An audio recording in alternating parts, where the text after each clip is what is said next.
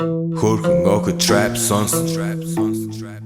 Trap сонсон, trap донсон. Түүний сонсдог хөгжим дур булаан. Дагаж дуулан дур булаа мууруулаа.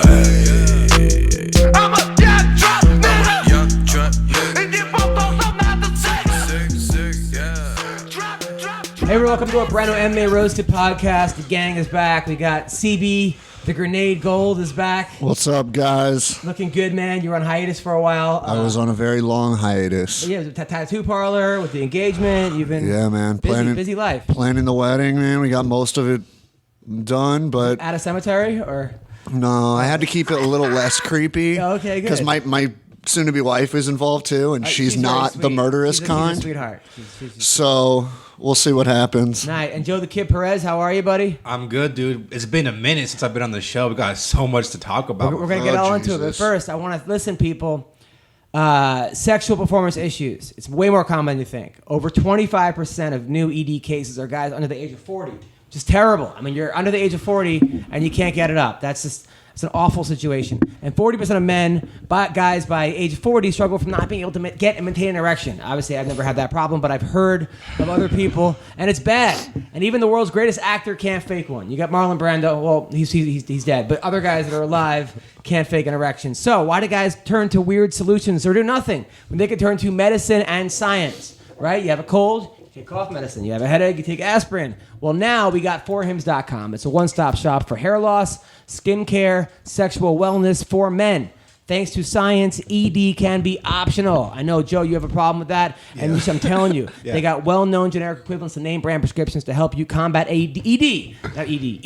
No snake oil pills or gas station counter supplements. Prescription solutions backed by science. One ED pill started with a V, just came off patent on December 11th. It's a game changer. CB, this will change your life, man. I'm telling you. I know that you have sex once a year. This is the time. You got no waiting room. That's if I'm lucky.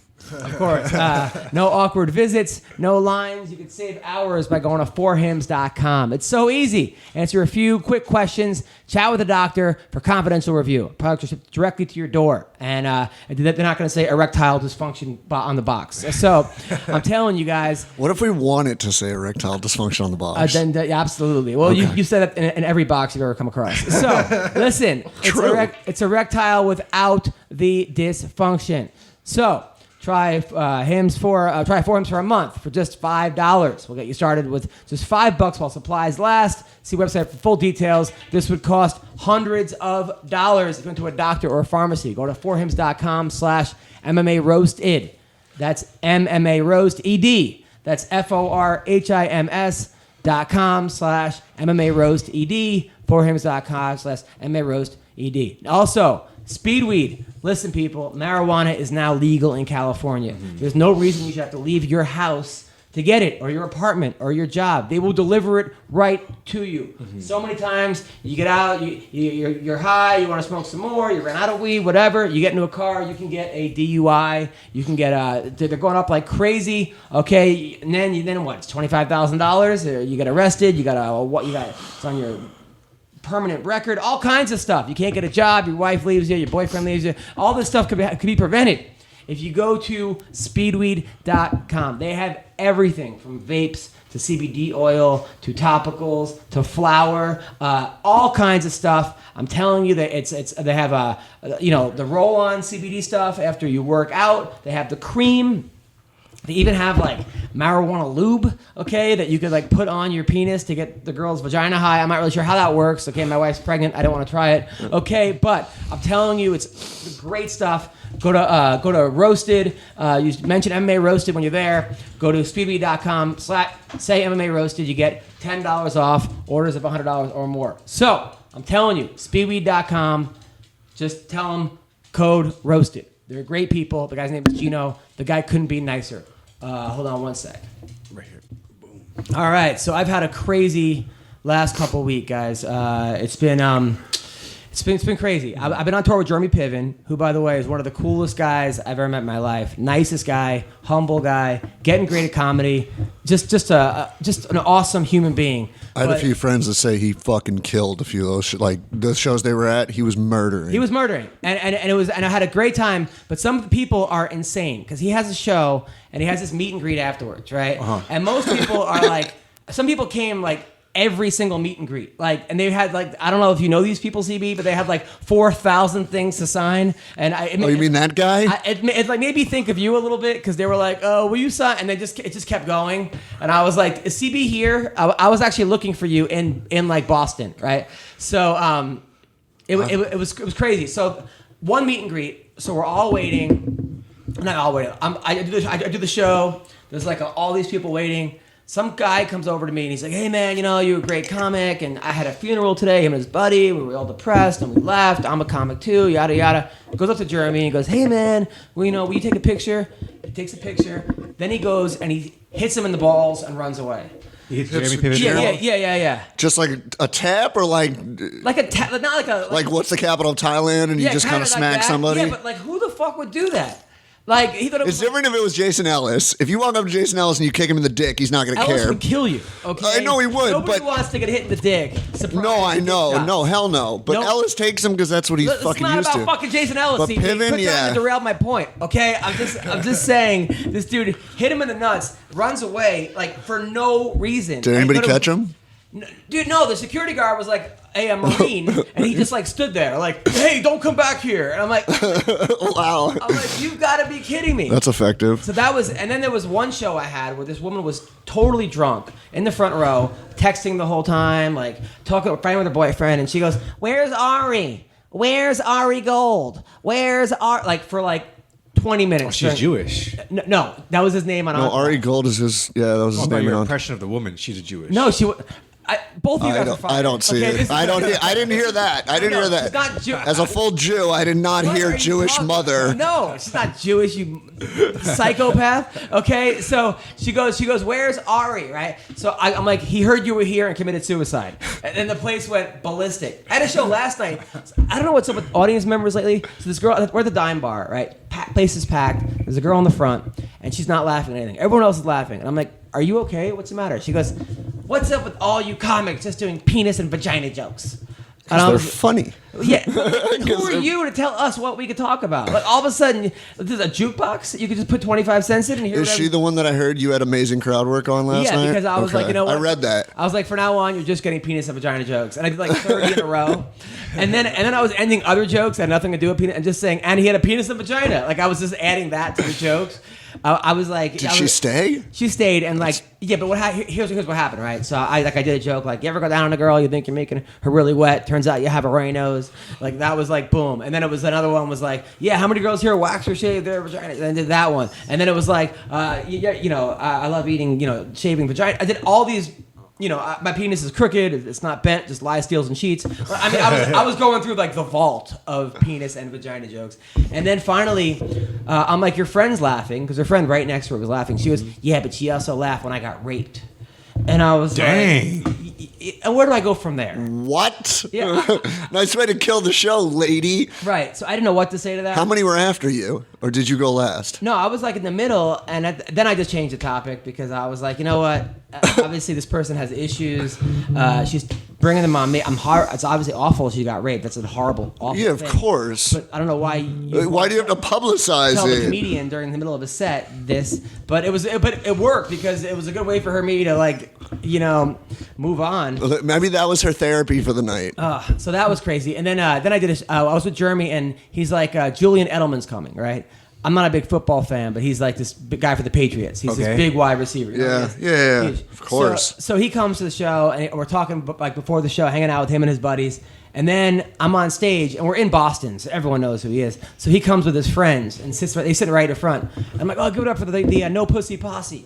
And I was like, it's the boy band that never made it, No Direction. And I just kept killing Julian Edelman and all his friends. He was dying. He happens to be a really... Did he ever hit a 3-point stance on you? No, okay.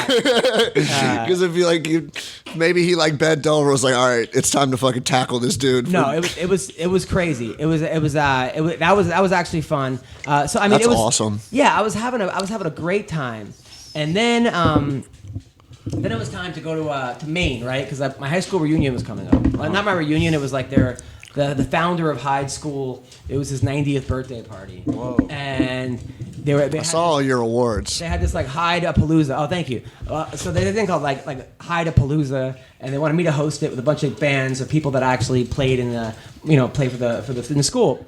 So the night before, my friend Andy, who gets me all these crazy gigs, gets me this gig in Maine, in Dexter, Maine. So I drive up the Never night before. heard of it. Yeah, you never will. You'll never hear it again. It's named after the serial killer. He killed everybody in there. So I show up. It's in a motel. There's 7 people there. Like I go from like 300 people a show, maxed out, like standing ovations, greatest night ever, to like a catering hall attached to a motel, where 2 of the people were like old. They were like 80. They're like, "Where's your puppet?" I go, "I don't have a puppet." Like, someone said that the comic has a puppet. I'm like, "I have no puppet." So they're yelling at me. Sorry, CB couldn't make the show. Yeah, they're yelling about a puppet, right? And then like the other people that were there, they were having a good time. And then 2 other people were like this military old couple. And I did like an hour for 7 people, no lights, no stage, DJ behind me that was like So original Dime Bar. yeah, original. And then I went after that, but it was fun. I still had a good time. But then I went to my high school reunion thing, and they're like, I get there, and like, hey, you got to be clean for like 5 minutes. 5 minutes G-rated. I go, I could do an hour G-rated if I really wanted to, but I'm like, okay. So I get there, and it was a lot of fun. But what happened was the bands kept like taking forever to set up. So like, oh, do 10 more minutes. There's kids everywhere. Do 15 more minutes. Do this, that. So I get up there, and first I make fun of Hyde because I'm like, listen, it was a pleasure being at Hyde School, which was my boarding school where, it was back then you can't lie, steal, cheat, drink, have sex. You had ethics. You had to have. Is it like a boarding school? Yeah, it was a boarding school. Oh, okay. Yeah. I just said that. And, lie, steal, cheat, drink, have sex. It's all about character development. If you got caught that, you had to go on a work crew for 24 hours, and I had to move rocks all day and shovel snow all day. Been there, done that. And have to go on outpost to the woods and talk about your feelings every night. And a lot of the things that they do now, like they got sued by all kinds of parents for like, I don't know. So now it's a whole different school. It's still like character development, but when I was there, like at least 50 kids would run away every year. Like the Grateful Dead came, 30 kids would leave because they came to Boston. It's hilarious. Now none of the kids run away. It's got to be like, it used to be you have to play a sport every single season. Normally the one you didn't want to play. If you had a bad attitude, you were on the wrestling team. But now you only have to play 2 sports out of the 3. So it's a lot lighter than I used to be. So I get there and I'm like, it's great to be here at Hyde. I learned integrity, leadership, and concern. I wish I would have learned English, math, and science. It might have helped me in college. I said, and then it was a lot of fun. I told this story about like my headmaster used to tell, like, why you want to have a clean conscience in life, because you don't want to be on the basketball court and the game's on the line and it's the final 2 seconds, and then in your head you're like, hey, remember that lie you told, like, remember that thing you told? And I believed it, but I remember I heard this, I go, wow, thank God I wrestle, because I didn't play basketball, so this doesn't affect. So that was I did a lot of clean stuff, but then when I got after like 25 minutes, I just started ripping on all the teachers and telling stories. I'm like, are any of the same? I know it's. Yeah, they were there. They're still alumni. Oh, so they had student and faculty. Yeah, and I was like, Mr. awesome. Goldberg, remember when literally there was no Regents exams? Like when I got to college, I didn't know shit about macroeconomics or history or English or science. And we had great teachers, but like in my English class, you could compare like Hamlet to Danny and the Dinosaur. That to House Party 3 and just put it all There's in. no wrong answer. No, okay. They encourage creativity. I did that in college, and my teacher wrote, "Were you high?" and then asked me to get her weed. I was going to say, if I answer yes, will you give me an A? That's what happened. I kept saying, hey, I'll get you weed. I never got it for her until like the last day when I got my grade back. So you're like, I'm going for the long run. I need a whole course grade, not one test. So I'm sitting there, and I was making fun of like Mr. Goldberg. Remember when we had that final? He told us to keep the room clean. That was our final because he didn't want to clean the room. And then I just started ripping on everyone. I go, Mrs. Walcott, who used to be, she's been divorced like 4 times, and I'm like, this is like the Bachelorette for you at Hyde. People were dying laughing. It was great. There was one kid that was so funny at the reunion. He got kicked out of my school for being just like a punk. Like he was always, I thought he had like severe ADHD. His name was like Chris, and he was always like breaking ethics, but also just annoying everybody. He was a good wrestler, but just picking on kids. He was a bully, and then he never graduated, right? Because he's still there. He came back to the alumni to the. Is that even allowed? Does that count? So he comes back and he's wasted. I mean, fucking pissed drunk, going up to every girl, going, "You had your chance. You blew your chance." And then he's like, exactly where he left off, like just. Shit-faced. And he's what, like 38, 30? 42, going, Jimmy, how hot is your wife? I would totally bang her. Just completely inappropriate, pissing everybody off, right? He gets kicked out of the alumni weekend. He's not even an alumni. He's not even alumni. The teacher says to him, Chris, if you don't behave, he's like, I'll behave, I promise. I reverted back to when I was like fucking 14. I remember going on a wrestling tournament with him, and he was being such a douchebag. The coach made him do jumping jacks outside McDonald's while we all ate. Like, I mean, it was things like that. And then he was in my class for Spanish. And we were learning Spanish, and like one of the names was like the dilda, right? The tilde. That was a Spanish word. He kept going, the dildo, dildo. Like he kept going, dildo. And then like we used to have these like boner push-ups where like if you got a boner in class, you would see how many, and then you yell out 14 because you would do what? Yeah, like.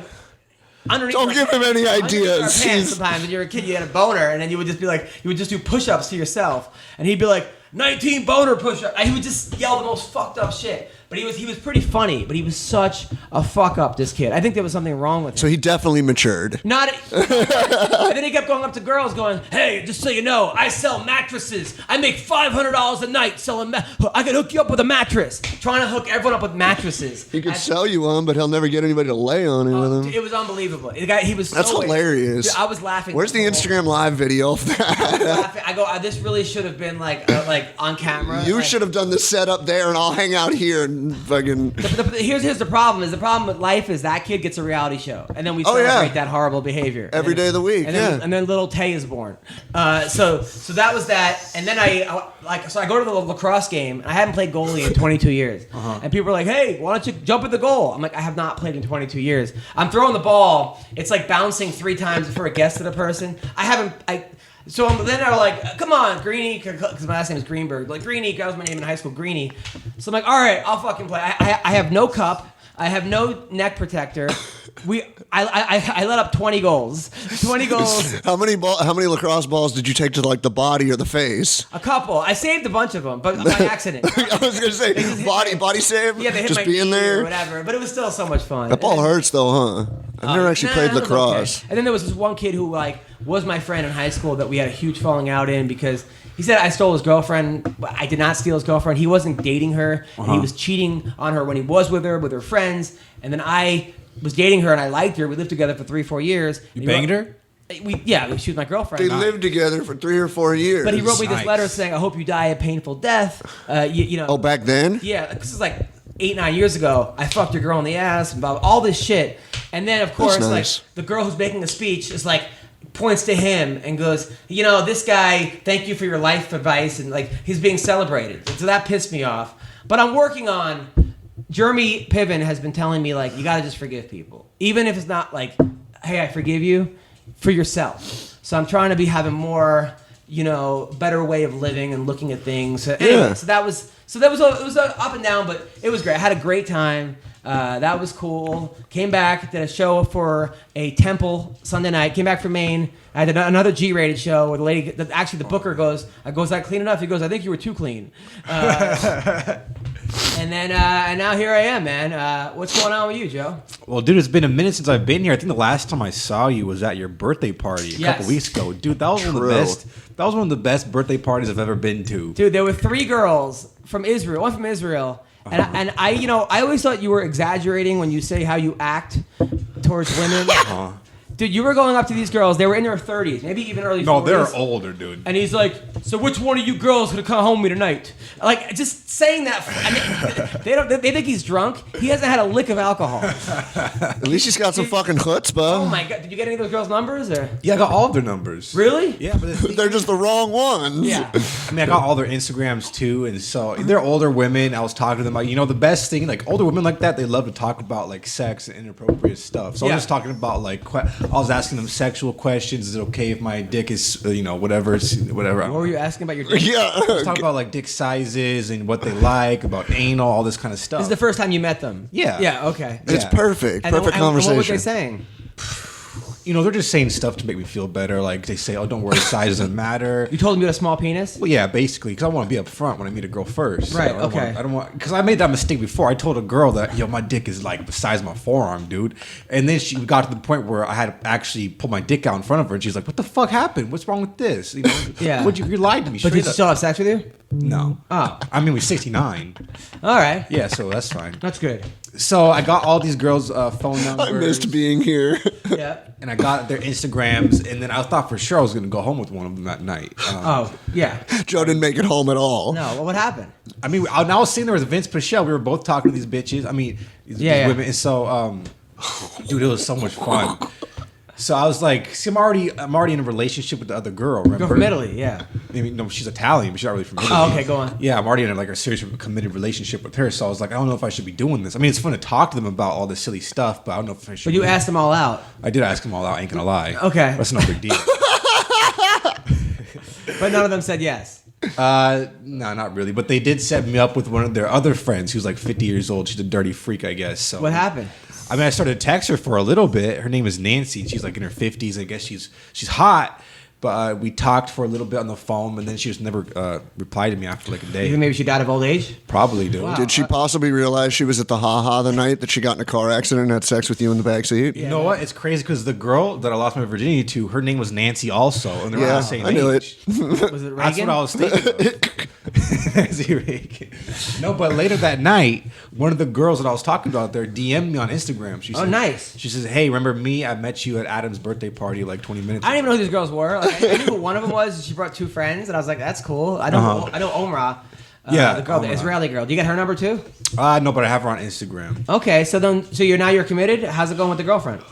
Well, girlfriend is great, dude. But I want to talk about that in a little bit. But first, remember the girl out there? I was talking to the one with the blonde hair. She DM'd me on Instagram. She said, "What's up? I met you at Adam's birthday party." Yep. I replied, and she never replied back. Yeah. So I just said, "Screw this! I'm gonna delete her off my Instagram." Did she read it? No, it is like I don't know. She's 50, dude. Right. I can't blame her. She's probably trying to find her phone. Like, Right. So then what happened? That's it, man. That's the end of the story. Okay. This bitch is never. so that was more important than the actual what happened with your girlfriend. girlfriend though? Well, this is a serious relationship I'm in. See, I'm in an actual relationship with the girl I met on Tinder. Yeah, but you can't be trying to fuck other girls while you're in a serious relationship. You can't Well, I wasn't really be hitting trying on to other fuck those girls. Yeah. I mean, if they wanted to fuck me, I might have to, do something about it. But I'm in a committed. Even intention is technically cheating. Yeah. No. Well. If you're thinking about it and going through the motions to possibly, Yeah, that's a good point. Yeah, that is cheating. You're absolutely right. All right. So then. All right, so yeah, and the girl I'm dating in a relationship with, she's a virgin, dude. So she's very timid when it comes to sexual stuff. The most we ever done was just finger blast. I finger blast her. We make out a little bit, and that's the extent. How long have you been together? A few months. Have you told her? Listen, you kind of need more than this, or are you ready? Well, listen, you know me. I'm a very sexual dude. I'm a savage. I'm a kinky motherfucker, right? Right. So I say, you know what? I want to escalate these. I'm tired of finger blasting her. She won't even lick or suck my dick or anything like that. Okay. And she's one of those girls, It's like I don't want to go too far. I'm like, all right, whatever. So a couple nights ago, Yep. I go over to her house and she has a pool. We go swimming. Yep. And Bathing suits or not? Yeah, bathing suits. Okay. And we're swimming out there in the pool, and we start to make out in the pool. You gotta be careful because her parents are still home. Right, of course. I'm like kind of embarrassed. I don't want her parents to look out the window and see me making out with her daughter. You dude. finger blasting your daughter, yeah. Yeah, and I did finger blast her in the pool a little bit, which is I'm not a big fan. And then of she that. drowned. So what happened? I'm not a big fan of finger blasting in the pool. And then I say, you know what? I can tell she's horny. That's like when you can tell a girl's super horny. That's like the okay to do whatever you want to her. No, it's not. What do you mean? That's called You rape. still need consensual. That's called Bill Cosby. You think she's horny doesn't mean that she's actually horny, Joe. Even though you can feel her vagina. And you can tell Yeah, she's of course. wet. Sometimes, you have to still have her permission. I don't want to see you get locked up. Just because you think she's horny and she's ready to go doesn't mean she's ready to go. I wish I knew that, dude. So then what happened? So I just said, fuck it. I want to take this shit to the next level, dude. So I just go under the water like a little puffer fish. I go down there. I go under her between her legs. I rip her bathing suit apart. Yep. I just start to eat her pussy underwater, dude. While her parents are home. Yeah, dude. And then what happened? I just came Her up. dad walked out with a shotgun. I came up after 2 seconds and I couldn't hold my breath, dude. And she's like, what the fuck was that? I'm like, I don't know. I thought you did jujitsu. I do jujitsu. Yeah, but eating a vagina underwater is probably pretty hard too. It's you're hard, opening your dude. mouth and water's getting in there, right? So I'm not like trying to lick it or anything. I started like blow bubbles on it because I thought that would feel good. Right. Okay. You know, And you thought this would feel good. What is she? Some kind of like one of those like scopes that you go underneath the like. Why would you do that? I don't know. I'm just trying to take it to the next level. All right, maybe the next level should be on land. Okay, number one. Maybe the next level should be not when her parents are home. Joe, you listen. You tell her, listen. She's a virgin. You like her. Yeah. But you want her to be comfortable. So let's, just take it slow. Eventually, she's gonna want to do more stuff with you. I mean, obviously, look at you. You're such a catch. Yeah. So yes. Yeah. Well, speaking of on land, later that night we go upstairs. Yep. In her house, and we start making out up there, and I start finger blast her a little bit. Right. And then I go, "Yo, girl, take these, slide your pants down a little bit," and she just takes her pants all the way Did you say, off. yo, girl? I mean, Probably. I said, bitch. No. So she just. Why are you always like an 80s R&B star? He kind of sounds like Barry White. Go on. A little bit. So she takes her pants off and her panties. I started to freak out because her parents are downstairs. Okay. Like 10 feet away, dude. Yeah, and she's a virgin. So, And she's a virgin. Okay. And her parents don't know me too well. So Right. my biggest nightmare is to get caught. So what happened? Did you lock the door? Or her screaming There like is a no door. motherfucker. It's just upstairs. There's no door. they can see you? If they can come upstairs, it takes them 5 seconds to get upstairs, dude. I already don't trust this girl that she doesn't have a door. Yeah. What kind of room doesn't have a door? No, it's not. It's like a living room. You go upstairs and it's like a living. Was it like a room. loft? So it's out in the open? Yeah. Oh, a loft. Come on. That's what I'm saying. That's why I'm freaking out. Of course you should be freaking out. Yeah, you I'm can't. like, what? Put your pants back Next on, time do dude. it on the Thanksgiving table. I know, right? I was. Were they freaking watching out. TV in the living room? Just go I do don't it in know front what of the they were fucking doing, TV. All right, so then what did you do? I just ate her pussy, dog. Really? Hell yeah. Was she moaning or screaming? No, I mean she had like the muscle spasms, or like you get the clitoris. Yeah, but why don't you nice do this spot. like somewhere where her parents aren't around? Her parents are always around. What happened to your place?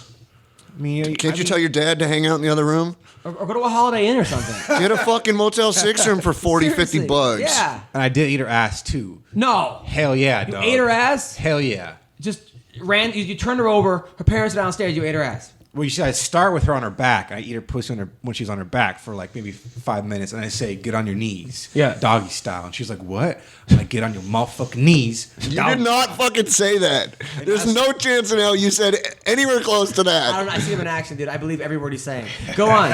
And so I like to eat the ass that way when they're bent over like on their knees. So this girl's a virgin, and you've already eaten her ass. Yeah. And then what did you do while you're eating her ass?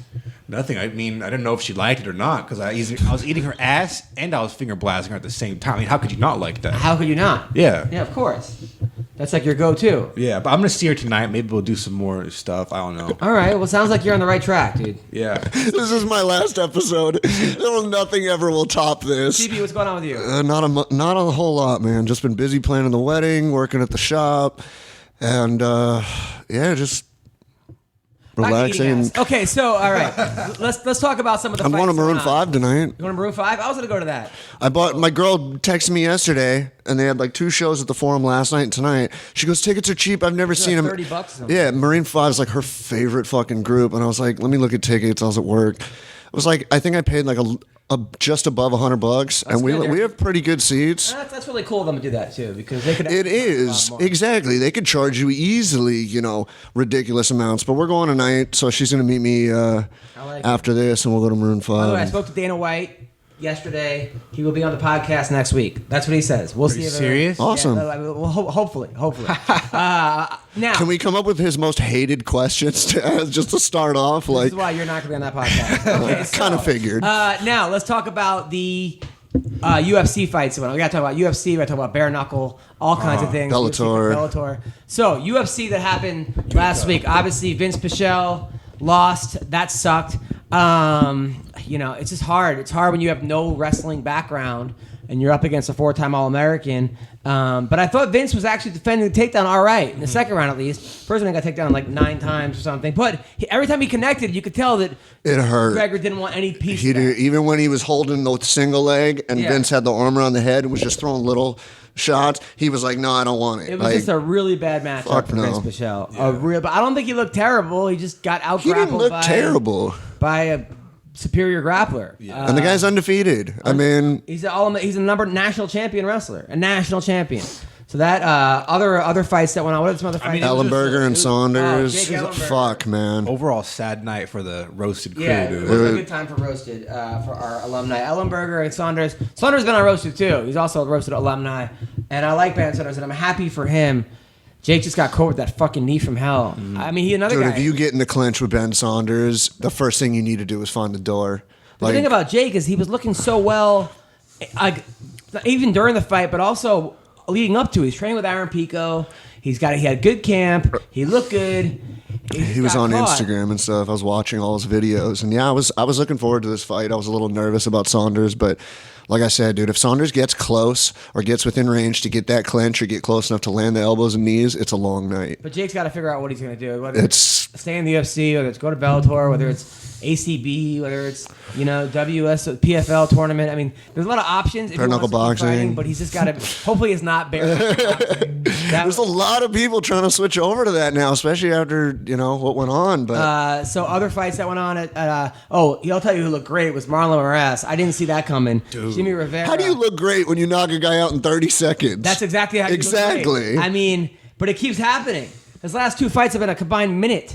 Moraes, and against fucking Jimmy Aljamain Rivera. Sterling and Jimmy Rivera. Did anybody see that happen to Rivera in 30 seconds? No. Exactly. 25 fucking years. Exactly. That sucked. But Moraes is another one that, like with Eddie Alvarez, when Eddie came in, he didn't win his first fight, and then he went on a tear. Moraes came in, didn't look that good. I think he fought a Sun Sao his first fight, and then fucking Aljamain, and then Rivera. The guy's really good. At the same time, we got to see what's going on.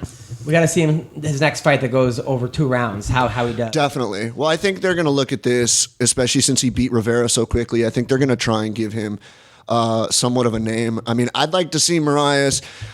That Dodson fight made me angry. I know John would love to get that one back. Yeah, I know, and I know that John would like to fucking solidify. And there's quite a few others at 130, like Dominic Cruz. People are throwing Cruz Moraes around. I'm down for that. I think that's a hell of a fucking fight. That's a good fight. If you can knock out Cruz in the first round, then give that dude a title. You're looking at footwork and wrestling versus a Brazilian fucking powerhouse that's good everywhere. I think it's a great fight for both guys. Ass eater. So who else? There's also Lentz versus Tamor. Oh, that fight broke my heart. First of all, Tamor landed a lot of dirty shots that didn't seem to be called, but I like Lentz.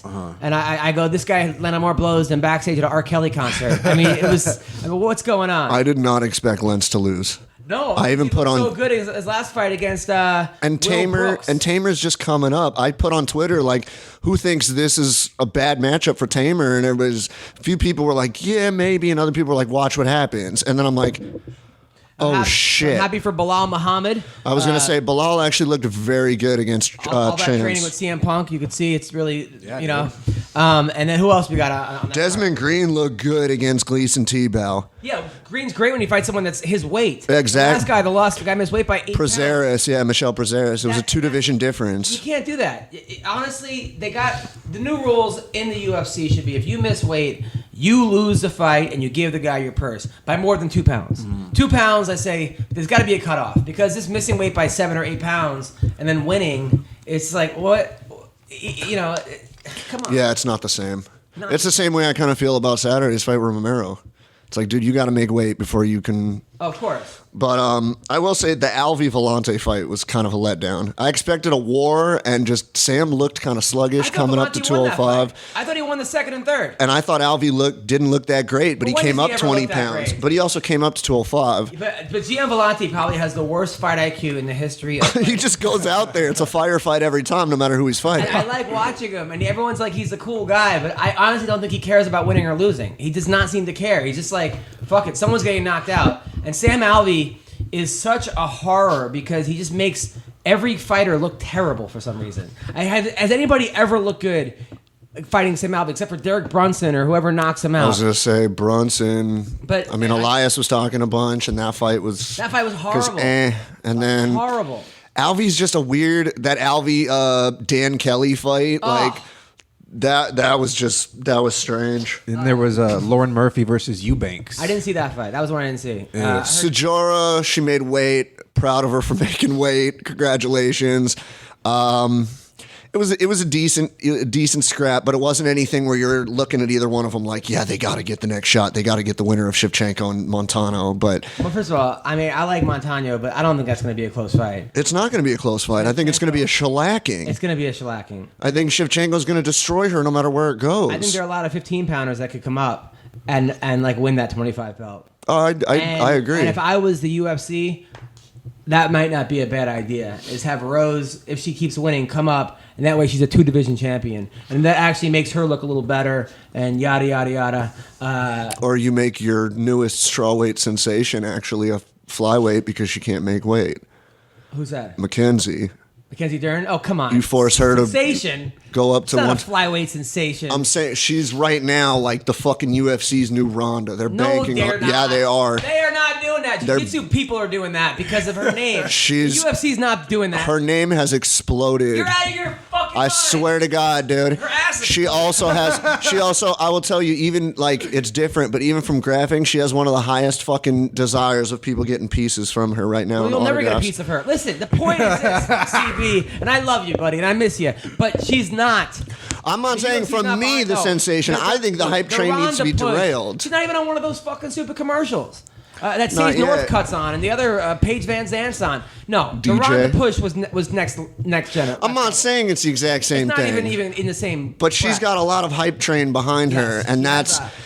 Missing weight is an issue. At 125, she could be very, hype, very good. Sure, but not the Ronda hype. That Ronda hype. No. I'm not saying she's the next Ronda. I'm saying that like people are looking at her, seeing this girl like this could be a big deal. Can she cut the mustard? But by the way, congrats to stop saying custom mustard. By the way, congrats to Misha Tate on giving birth to her baby. 67 hours of labor. Really? Yes. That's like one Ben Askren fight.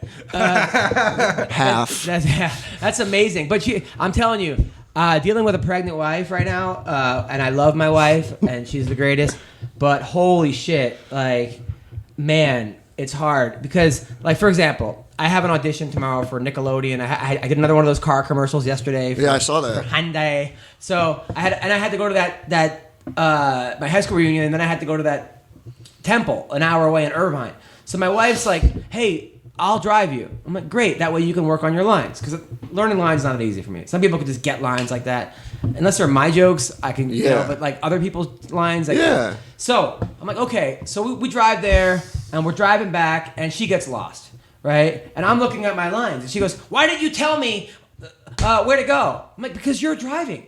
She's like, yeah, but I can't see. And I thought she meant she can't see because of the fog. I guess when you're pregnant, your vision goes. But nobody tells me that. I go, what do you mean you can't see? Just put the window wipers on. She goes, no, you're supposed to tell me. I go, if a fucking airplane is supposed to go from New York to California and ends up in Cuba, the pilot doesn't go, hey, passenger fucking 18D, how come you didn't tell me? And so that became a fucking, that was like...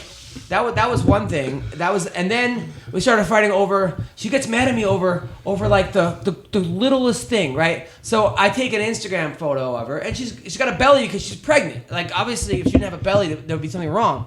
So I go, hey, can I post it? She goes, sure. I get home. Take that fucking picture down. You told me I could post it. What are you doing? I look fucking. I go. You look pregnant. You are pregnant. Take it down. I don't want you just screaming at me. Yeah, dude. Wait. And I love her to death. But holy shit. She's like, I come home. She's like, you got shaving cream on the floor. I'm like, yeah, I'll clean it up. Like, there was a time where you couldn't even get in my room was Mount Rushmore with her fucking clothes. Like, she didn't believe in drawers. And now she's like, you're not here to help. I'm like, yeah, I'm here to help. But it's like, man. Well, I know I've had a lot of experience in this. So what you got to do is, in these emotional times with the pregnant woman, the best thing for you to do is leave town. Well, you can do that. But besides that, you just have to submit You know what I'm saying? No, that's what I'm just have to trying. submit I'm trying to do that. everything. Like I come home and I can't find my keys, and I hate these fucking new car keys because they're like $400 because it's like. Oh, the key fob. It's not a key; it's a fob. Yeah, I hate those things. If you get 4 feet away from the car, it starts beeping at you and shit. That, Yep. but also like you lose. You back then you lost a key. It was $5. Now you lose a key. It's a payment, right? Yeah, easily. So I come home and I'm like, "Where's my key?" You know, you always lose your key. You always, yeah. And I go, "You just got home. Don't. It's here." I'm like, "I know, but where is it?" If I only have one key, I'm in the back of my head. I'm going to be panicking because if I can't find it, because then you got to go to the dealership. Somebody has to come, like measure the car. It's a whole fucking process. So I'm looking for a half an hour, and then she's like, "Oh, but I found your key. It was in my purse." Right? But I didn't get mad. The best place for it. I didn't get mad. I just said, "Okay, babe. I'm happy we found it." You know, like, No, you'll save that for later. A few months. fucking A, man. Like, Hey, at least she's not Misha pregnant, where Misha was still training last week. There was videos of Instagram of Misha hitting pads at Extreme Couture, fucking 9-month fucking belly, and just swinging that on. healthy? I have no idea. I watched it and I'm like, wow.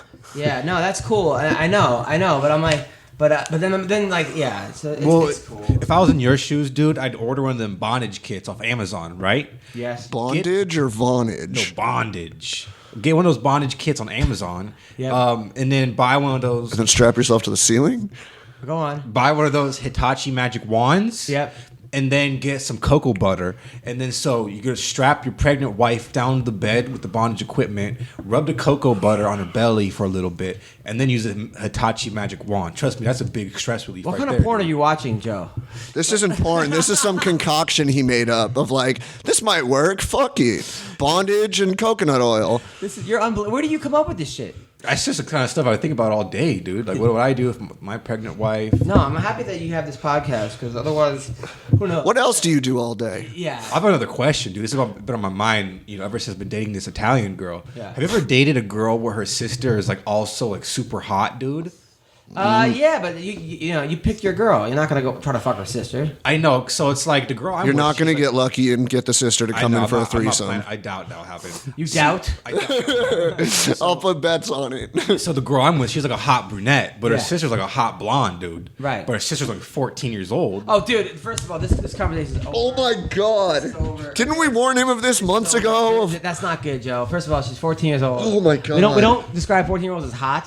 Okay. I'm just like looking. I'm not at even the laughing future, dude. anymore. No, forget the future. Like when she's going to be like 18 in about 5 Don't years, even 4 let- years. just deal with that. Cross that bridge when it comes, and you'll probably Yeah, be in jail by yeah, then. yeah. Okay. So, all right. Back to fighting. Back to Okay, fights. So, what- was Bellator was there a No, belt? there was no Oh, it was the Bellator week last week. There before. was bare knuckle boxing. Now I gotta say, Rowdy Beck, she looked like a beast. I'm happy for her. She's the first ever bare knuckle boxing champion. I said that Magana is the first knuckles deep champion. good. But Beck looked good. Beck looked great. That other fight, Johnny, what's his name, looked good too. The kid on the Ultimate Fighter, he was in it too. Johnny Bedford. Oh yeah. He fought. And Rico then, Rodriguez. Rico looked good. Who's like 100 years old now. I think bare knuckle boxing might be good for MMA because boxing is a lot different than bare knuckle boxing. Yes. So in some ways I would say a good boxer would be a really good bare knuckle boxer as well. I'd say good MMA fighters will be great bare knuckle boxers though, because it's boxing, but you're also allowed to have like headlock clenches and Is stuff. that allowed? I saw one picture of Rowdy Beck. She had a hand on the According back to of the her, she's neck. saying it's allowed. On the back of the neck, nobody stopped it. Well, the She- announcer was saying, "Is this allowed?" I don't know. I mean, it's their first event, so it's their first event in what 80 years or some shit. What did Bobby Gunn say? Like since the 20s. But now people are saying Bobby Gunn's fight was fixed. I'm hearing that too. Did you see it? I did not. He does look like he's fighting in slow motion, but all his fights look like that. Well, because he's like that old like 50s barrel chested like guy that walks into the bar and is just like, I'll take anybody on, put him up. And I mean, I know the guy fought Roy Jones. I mean, he didn't do very well, but he did fight Roy Jones. listen here, boys. So I mean, I don't think he's down to look. The guy, he could beat a lot of guys. I saw him fight Jay-Z's bodyguard or something, and that was an amazing fight as well. Are they going to make the Shannon Rich fight with him now? Yeah, yeah, that would be. I mean, Shannon Rich does look like some of his fights are very, very skeptical. Shannon's training right now. Bobby Gunn, I don't think that's the case. I just don't. Oh, and Joey Beltran's fight. That fight was insane. Holy fuck! And Tony, what is it? Tony Lopez? Yeah. That dude's like king of the cage, former 2-division champion. Yeah, he's the one that beat Shannon Rich. He was the one on. He was also on Bully Beatdown a couple times. Really? Tony Lopez. How did he do on Bully Beatdown? Oh, he beat the fuck out of the dude. So we're gonna try Colby Covington to see if he picks up the phone. I know he said that he's been a little busy. But, I would definitely watch the next Bell Knuckle boxing card though. Really? How much was it? I think if you went on one of the sites, it only ended up being like $10 or $15, maybe less. Oh, really? All right, we're gonna try Colby. See how he's feeling for his big fight coming up this Saturday. I can't wait for this UFC. I can't wait. This card is so stacked. This card is more stacked than John Jones' medicine cabinet. This card is more stacked than John Dodson getting his height measured. This is a good card. This is gonna be a really, really good card. By the way, hello, Colby. Hello? Hello, Colby Covington. Yo, what's up, big dog? What's up, man? How are you? I'm doing good, man. How you doing? Good. How you feeling, man? You ready? Ready to go, man. Born ready, man. If you stay ready, you don't have to get ready. Yeah, that's a good point, man. So it's Saturday night, Rafael Dos Anjos. I think it's the main event. I don't know what everyone's talking about, Romero versus Whitaker. This is who? Yeah, exactly. This is the main event. Have people been rude to you? Have they been nice to you? What's the feeling in Chicago like? It seems like, for the fighters, I'm under a lot of their skins. I can tell they're all pissed off, but I got my security guard team with me, so no one's gonna lay a hand on me. Well, who's giving you a hard time? Oh, no one's giving me a hard time. You just tell how they're looking at me and the vibes I'm getting next to them. They're all like, they're just mad. But at the end of the day, it's just jealousy. They want to be where I'm at. Like which ones though? I mean, I'm not gonna say names, because I'm not gonna give them a spotlight. Man. Right. I don't want to talk about them, dude. Let's talk about me. Let's talk about you. Let's talk about you. So I've been watching your videos, man. I love your videos. The ones with the porn stars, right? Who are those? Yeah. Who are those porn stars? How did that happen? Where did you find these girls? And what's going on with there? Yeah, man. I found them in South Florida. I got a hookup through a guy named Icy Mike. So much respect and shout out to my boy Icy Mike and Bob. That sounds professional. Porn site called Cam Soda. So they're the big guys in the industry, and they're from American Top Team. So that's my team right there. Now, are you sleeping with these girls? Are they having threesomes? Because you're tweeting out that you're having threesomes, but then one of them said that she didn't have a threesome with you. Like, what happened? Yeah, the one that said she didn't have a threesome is the one that I cut out. She didn't make the 7.5 cut and above, Adam. I have standards, bro. I'm sorry, dude. I don't care about feelings, bro. I'm a guy that doesn't care about feelings, so it's not my fault that she didn't make the cut. So other girls now how do you spit game? Because a lot of guys out there are probably listening to this. So how could I fuck a threesome? Like, will you walk us through the best way to pick up these girls? Die, Reborn, Colby Covington. The thing is, you just got to be yourself, man. You can't care about like what they think. You just be yourself, be outlandish. I mean, it helps that I'm a UFC fighter fighting for welterweight championship. I mean, that definitely goes a long ways. But I mean, I'm also a good-looking dude, so even if I didn't, I would be getting with them anyways. But just speak truth, And the thing is, girls are really insecure. So if you can like connect with them on that level where you make them feel comfortable, then they'll do whatever you want. So how do you do that? Yeah, just talk to them. You should wait till you see open workouts in the weigh-ins this week. I got a couple new ones with me, so it's going to be a show. I got a couple new little chickies with me. No, so did you fly some of the porn stars to Chicago with you? No, there's the biggest porn convention going on in Chicago. It's called Exotica. So it's going on right now in Chicago. So, a couple of them hit me up. They want to hang out, get on the Colby Chaos train before, it gets too busy and I can't even have time for anybody. Right. Now you said that you're going to teabag Rafael Dos Anjos in the middle of the octagon, right? So, Yep. you're going to knock him out, pull down your pants, and put your balls in his mouth?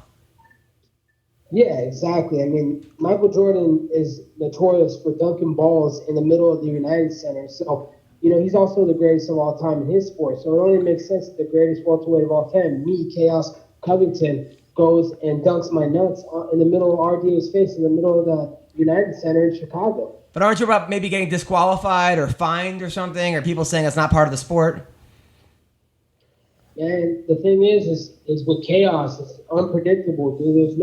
You can't control chaos. Chaos just happens. So, I don't even know what I'm gonna do sometimes. I just do it, So I don't care about repercussions. I don't care what they say. I do whatever I want. That's what a boss does. Now, Dos Anjos is known for having great cardio, great Muay Thai, lots of power, great jiu-jitsu. How are we going to deal with that? I'm just going to deal with it by, doing what I always do. Just go out there and beat their ass. Don't give them a second to breathe. And, everybody that's saying he has great cardio, he has all these great things at him, are also going to be the same people that say after I get my hand raised that, oh, he should have been lightweight. Oh, he really didn't have that great a cardio. Oh, he was overhyped, this and that. So, all the people saying that, they're all delusional. I can't wait. I can't wait for the fight. Are you going to call out Woodley if you win? Of course. He's next in line. Ty Quill, he has nowhere to hide anymore. So, I got it back in the corner now. So, it's only going to be being Ty Quill next. People saying he refuses to say your name.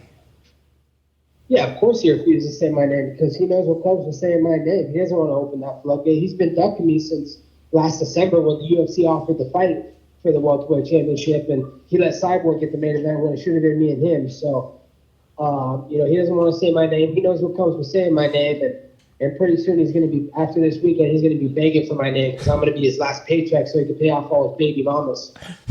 Well, how many baby? No, come on. He has one baby mama. I know the girl. He doesn't have lots of baby. You sure about that? You sure you only got one baby mama? As far as I know. You might want to do your research, Adam. I think you're a little off. Really? Yep, for sure. I don't spread fake news, Adam. When I say something and I come out, that's the honest truth. I'm not like Tyrone. When Tyrone goes in the media, when it's fake news. He just comes out to say stuff because he wants to get the media talking. When I say stuff, I mean it. It's the truth. So look that up. No.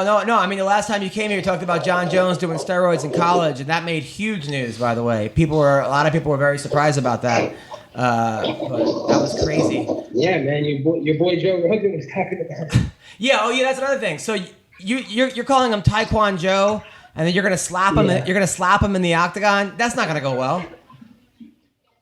I don't know what's gonna happen with Joe. I honestly I can't control what happens. I don't know. I'm unpredictable. I don't even know what I'm gonna do yet. It just depends on what kind of mood I'm in. But I got no ill feelings towards Joe. Yeah, I mean, Joe's a fan of yours. I mean, he but yeah, he did listen to that interview, and he said, you should be careful because, John Jones might see you and slap you, and I could see why you got upset about that too, though. Yeah, that wasn't cool for him to say, but, I guess I was supposed to, tone it down. I shouldn't be talking about Joe. I should keep it directed towards the fighters and everybody else. Right. That totally makes sense. So how do you think CM Punk's gonna do? Shit, I don't know, man. I don't think he's gonna do well, but they did give him a little patty cake opponent, an easy opponent. So if he can get the job done, that'd be great. But he'll definitely sell some pay-per-view, so it'll be good for Whitaker.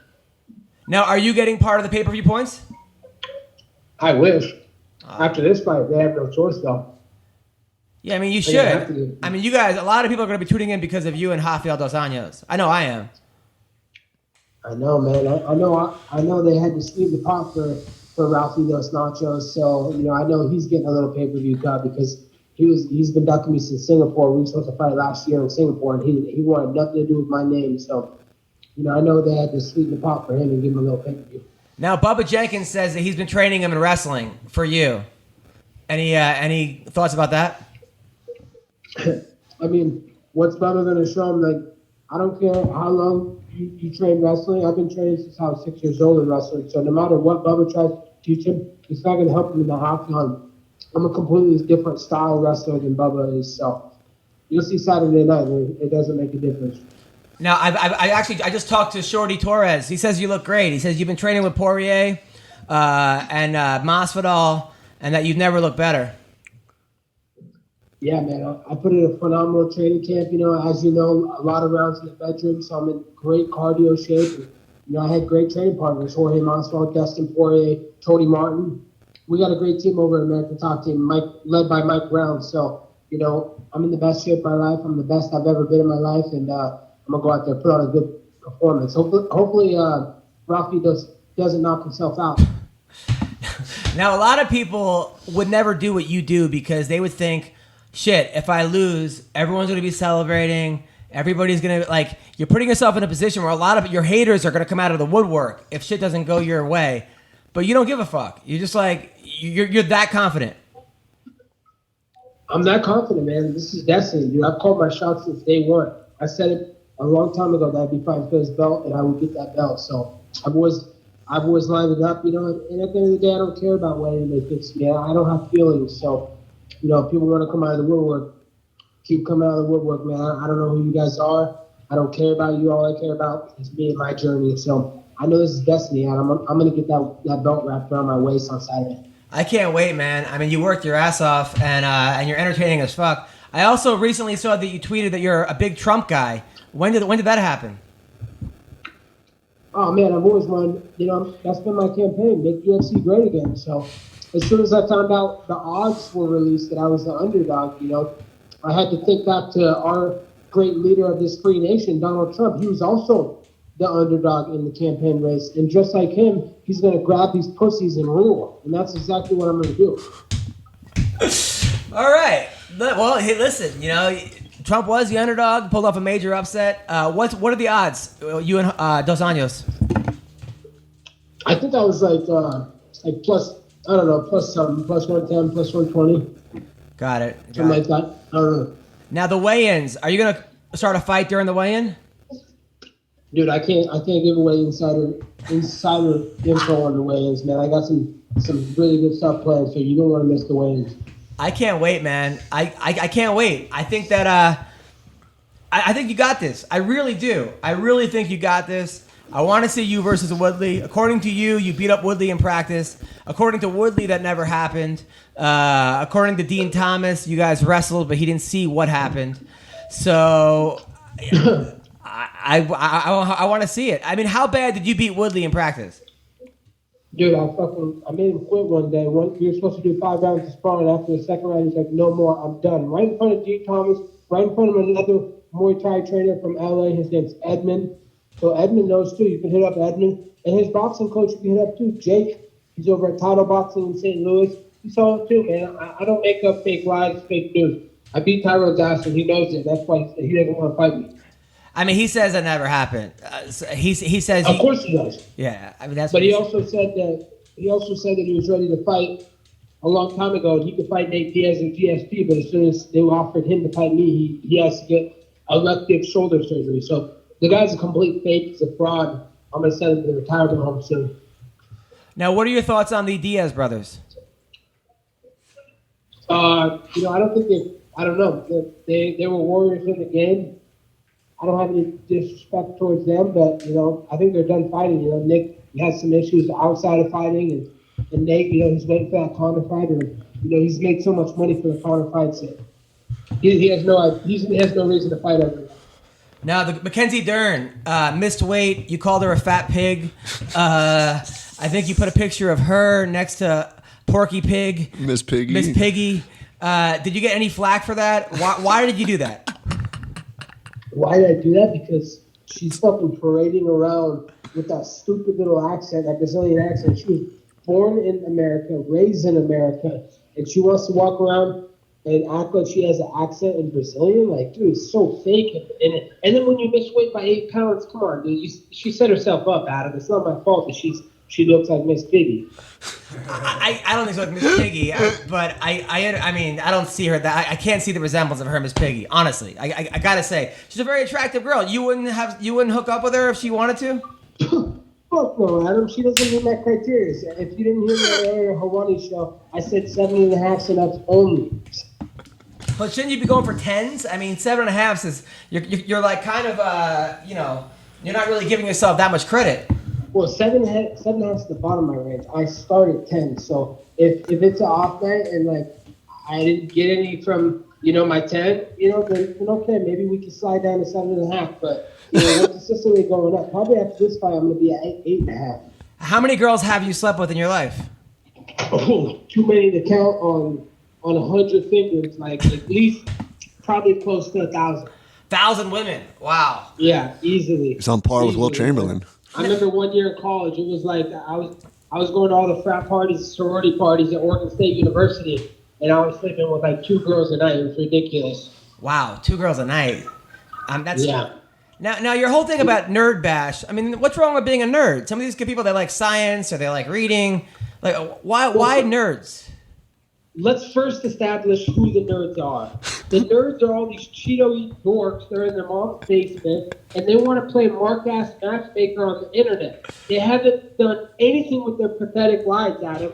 And you know what? They used to weed out all these beta nerds. But now, I'm the alpha that came to rid the world of the nerds. And the next nerd on my list that's on the guest list is Rafi Dos Nostros, June 9th, live on pay-per-view. But these aren't. I don't think these are nerds. Those are more trolls or like just jerks. I mean, nerd. When I think of a nerd, I think of like a kid who's just into science or something. Or just like somebody that's into something a little bit more intellectual. So I think maybe dork bash. I don't know what is it, dork. It should be a different word for bash. Geek.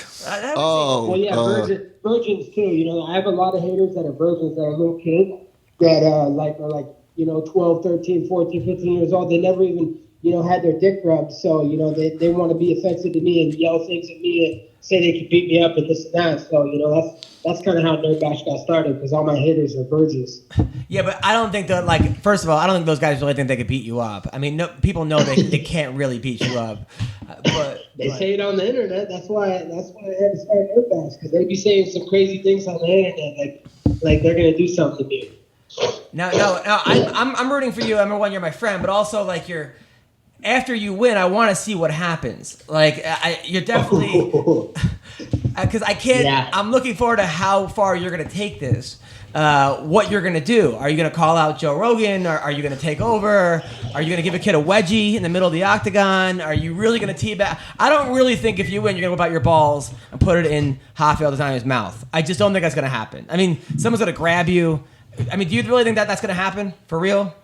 Dude, honestly, I don't know what's going to happen. It just depends on what kind of mood I'm in that day. But I'm telling you, my nickname Chaos is exactly how I am. You cannot control chaos. Chaos just goes out and does whatever it wants. It's unpredictable, and we'll see how I'm feeling Saturday night. But I got some crazy shit planned, fireworks, so you don't want to miss it. I hope you got pay-per-view. Where's the after party?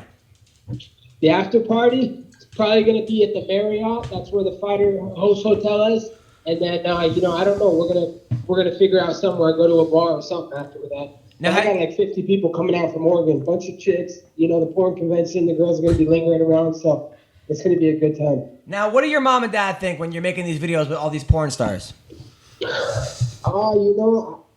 a boss, man. I do what I want. I don't care what my mom and dad think. They can think whatever they want. I'm my own man, and I do whatever I want with my life. So no one tells me what to do, man. The last person that tried to tell me what to do was my manager, Dan Lambert, and I had to slap me in the face. Well, that sounds like a really good career move. But I'm just saying that, if I'm your parents, right, and you went to Oregon State, you're a smart guy, you're a fighter, and now I see you with these girls that you could click on their links and just loads of cocks are around them. I mean, aren't they say, Colby, meet a nice girl, maybe it's time to settle down? That's the thing, man. I'm a bad guy, man. I'm the supervillain that came to life in the UFC, So, but the thing is newsflash: bad guys win in real life. Yeah. Well, listen, we're rooting for you.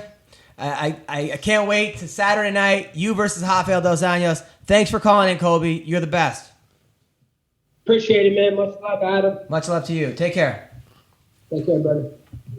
We don't have a Bellator till the end of the month. But there's a PFL card this week, though, right? Oh, it starts this week. Yeah. What is it? Is Thanksgiving this week? Will you please tell me who's on this card? Will you please tell me who's on this card? You don't know who's on the card? Look it up. Joe just died.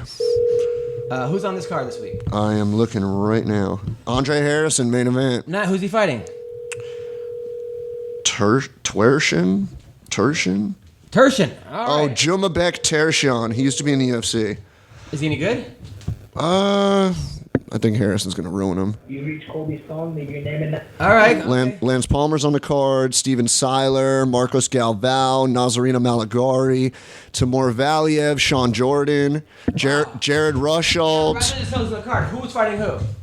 Well, the ones I'm naming don't really have like named opponents. All right. So tell me who they are. But like Jack May and Josh Copeland are fighting, and I think that's a good fight. That's Huggy Bear, right? That's Huggy Bear, and then Jack May was in the UFC. He's like a 6'4" white. He almost looks like a no, we had him on SOA. the podcast. Didn't he lose to Derek Lewis? Didn't he get knocked out? Yes. Yeah. He There's a lot of UFC veterans. Alex Nicholson's on the card. Really? Fighting a guy who's 0-0-0. No, come on. I swear to God, Alex Nicholson versus Kelvin Tiller. Daniel Gallimore. We had him on the show too. Daniel Gallimore's fighting Franco Barbarossa, who used to be in the UFC. Okay. There's a lot of like This is Thursday night, right? Jake Hune's on the card. All right. I like him. Jared Rusholt, like I said, Sean Jordan from the UFC, Timur Valiev. It's on Facebook Live. It's on Facebook and then NBC Sports. And this is Thursday night? There's a 4-fight main card on NBC Sports, and it is the 7th, so Thursday night.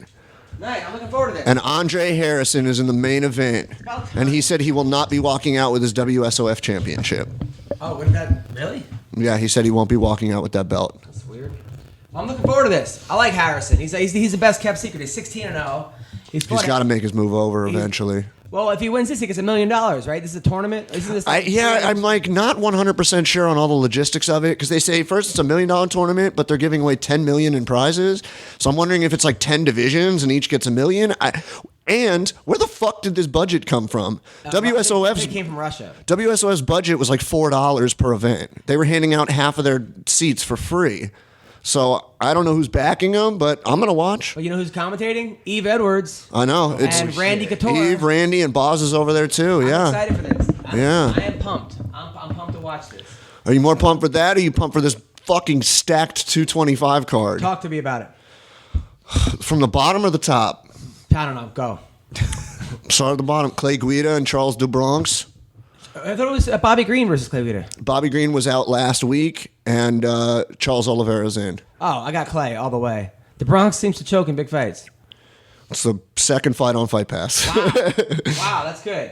And the third fight on Fight Pass, Mr. Benavidez is pissed. Why? Joseph Benavidez says I should not be on Fight Pass. I'm the #1 flyweight in the world. You guys are fucking me by putting me on Fight Pass. And he's been tweeting and everything about it, but he's fighting Sergio Pettis. Ooh. And that is a hell of a fucking flyweight matchup. I mean, if Benavidez wins decisively, can you deny him a shot again? Who do I think wins this fight? Benavidez's been out for a while. He had torn ACL, this and And that. Sergio's still on the come up. But I still think that Joe wins this fight. If I got to be honest with you, I got to say Joe wins this fight. And Demetrius announced he wants on the LA card in August, so nobody knows who the fuck he would fight, but Formiga's petitioning for it. He said I should be. Oh, come on. He said I should be in because everybody else has already fought him. He has a good point, but it's it's too bad that Dillashaw. Formiga would get those two don't destroyed. fight. Yeah. The main event of Fight Pass, Rashad and Anthony Lionheart Smith. I know, this fucking hurts, dude. Especially a year ago today, we had Rashad in studio. It was a year ago today. And like, I've always been a Rashad fan, but Lionheart, you can never fucking count him out. Well, his last fight, you called him out. He got knocked out, actually. I mean, look, if this was a prime Rashad Evans, the guy who knocked out Chuck Liddell, the guy who beat Bisbing, the guy who beat Forrest Griffin, are we having this conversation? But this is now a Rashad Evans that lost to a guy who was 90 years old, Dan Kelly, Sam Alvey. I mean,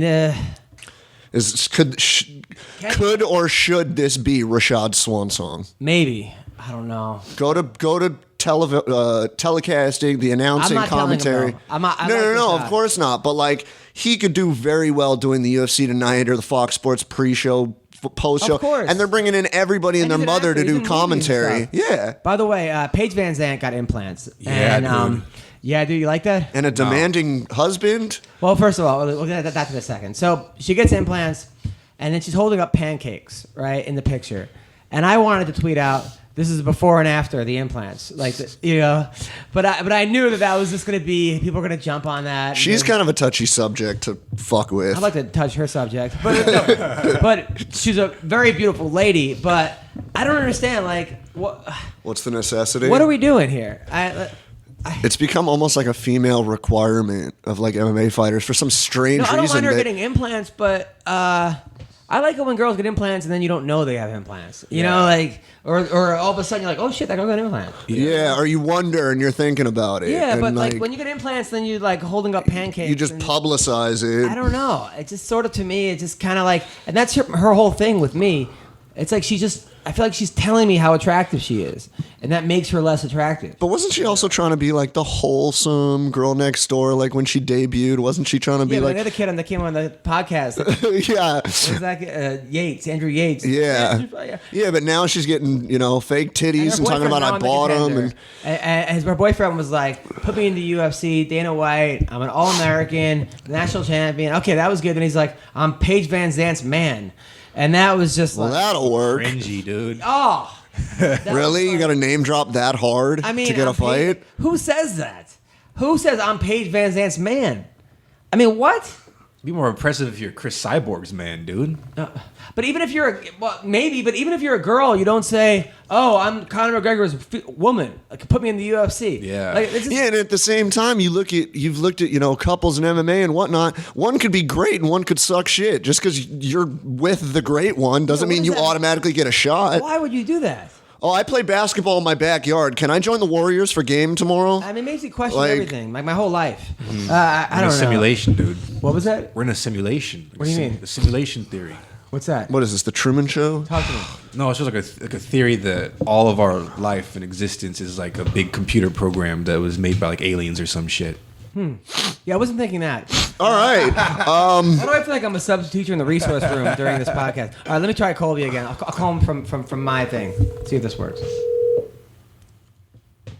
See if he actually picks up. I'll turn this around so the speaker's just facing. Oh yeah, let's see if this works. And we'll cut this out. Sure.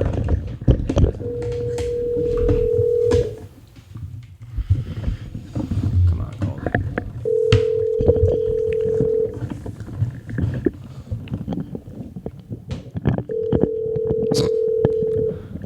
I don't think he's picked up the phone. I mean, it is fight week. Yeah, he says he has a bunch of interviews. You reach Colby. Yeah, Tuesday is check-in day. So Okay, so all right. I'm putting $1,000 on CM Punk. Really? No. Oh. No. I wouldn't put 1,000 fucking I don't know, piece man. of sand. Michael Jackson, he has me worried a little bit. Really? This fight is so stupid. This fight should be in the LFA prelims. This should not. No, this fight should be a Bellator main event because No, not even. that's what they do. No, not anymore. It seems like they're going in the right direction. I mean, this is just. What are we doing here? An 0-1. This is like the Ultimate Fighter defeated.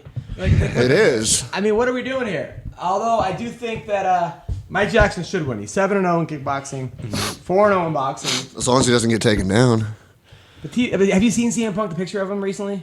He Yeah. looks so disheveled. He looks like 80. Well, you also, I'm not sure, you guys or the fans know this, but he just got done with his court case against WWE this morning. Really? Yeah. What was the case? It was a defamation suit and something to do with CM Punk got like some form of a staph infection, and there was like a fucking baseball growing on his back. And the doctor said there's like nothing wrong with him and they can't do anything or whatever. It's gone through for a couple years and it finally ended this morning. The charges, I think, against CM Punk were dropped. He's cleared and everything's good. But now he's got to go check in and do all the fight week stuff. Do you really want a court case the week of your fight? Like back surgery last time or something? I don't know. Well, I mean, he was. I really think that like there should be like how baseball has fantasy camp where you could just go become your baseball week and you could pitch against Nolan Ryan who's like 80. Or you know what? MMA should have that where you could like fight Liddell now and you can roll with BJ Penn. That'd be dope. Or you know what? How about you go through the tough house? How about they send CM Punk through the tough house? If Kimbo had to do it, and he actually had fighting experience, CM Punk should have had to go through tough, but they knew he would get murdered. Of course. Yeah, and I think he's gonna get murdered again. I hope they cut him or just stop this bullshit. I honestly hope though if he loses, Just he doesn't cut make him. another speech about like living your dreams. Because it's just like, dude, I don't. It's not real. It's not a real. I mean, I get it, but you trained hard and you did it, and it's cool. And I do respect the fact that he had a goal, but he got to skip 75,000 steps, and it's hard to get past that. I would like to see the fight go the distance though, because I do want to see how There's he actually no fights. fucking chance. You don't think so, dude? Either way, it's not going 3 rounds. I really think that they should have just had him versus like Birdman or like one of those rappers. Why didn't they sign 50 Cent? Tell him 50 to drop to 170. But like Wiz Khalifa versus CM Punk. That That'd would be have dope, that would have been a good fight. That'd be dope. At least then I'd be like. They should have just given Jason Ellis the fight. Ellis, by the way, just had stem cell replacement surgery on his hip or something. He was Really? He did a show last night. He was on cane. He's had a tough time. But yeah, from fighting. So we're calling Phil Davis right now. Nice. The guy who's a national champion. Looked great in his last fight with that head kick Look knockout. great. He's a knockout artist now. Yeah, dude. Where'd that come from? That was pretty damn awesome. Must be working with Eric Del Fiero a lot. What was that? I said he must be working more with Eric Del Fiero a lot.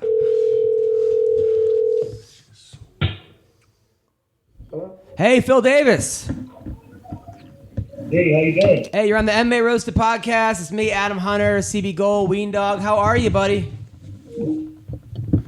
All right, thanks for hanging up on me. Wow, that was rough.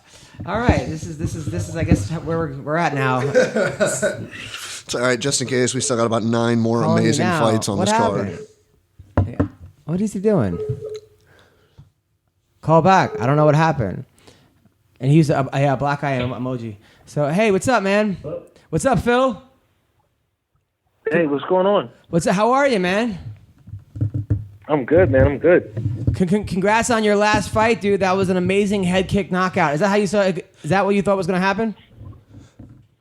Definitely not what I thought was going to happen, but I'll accept it. I will allow it.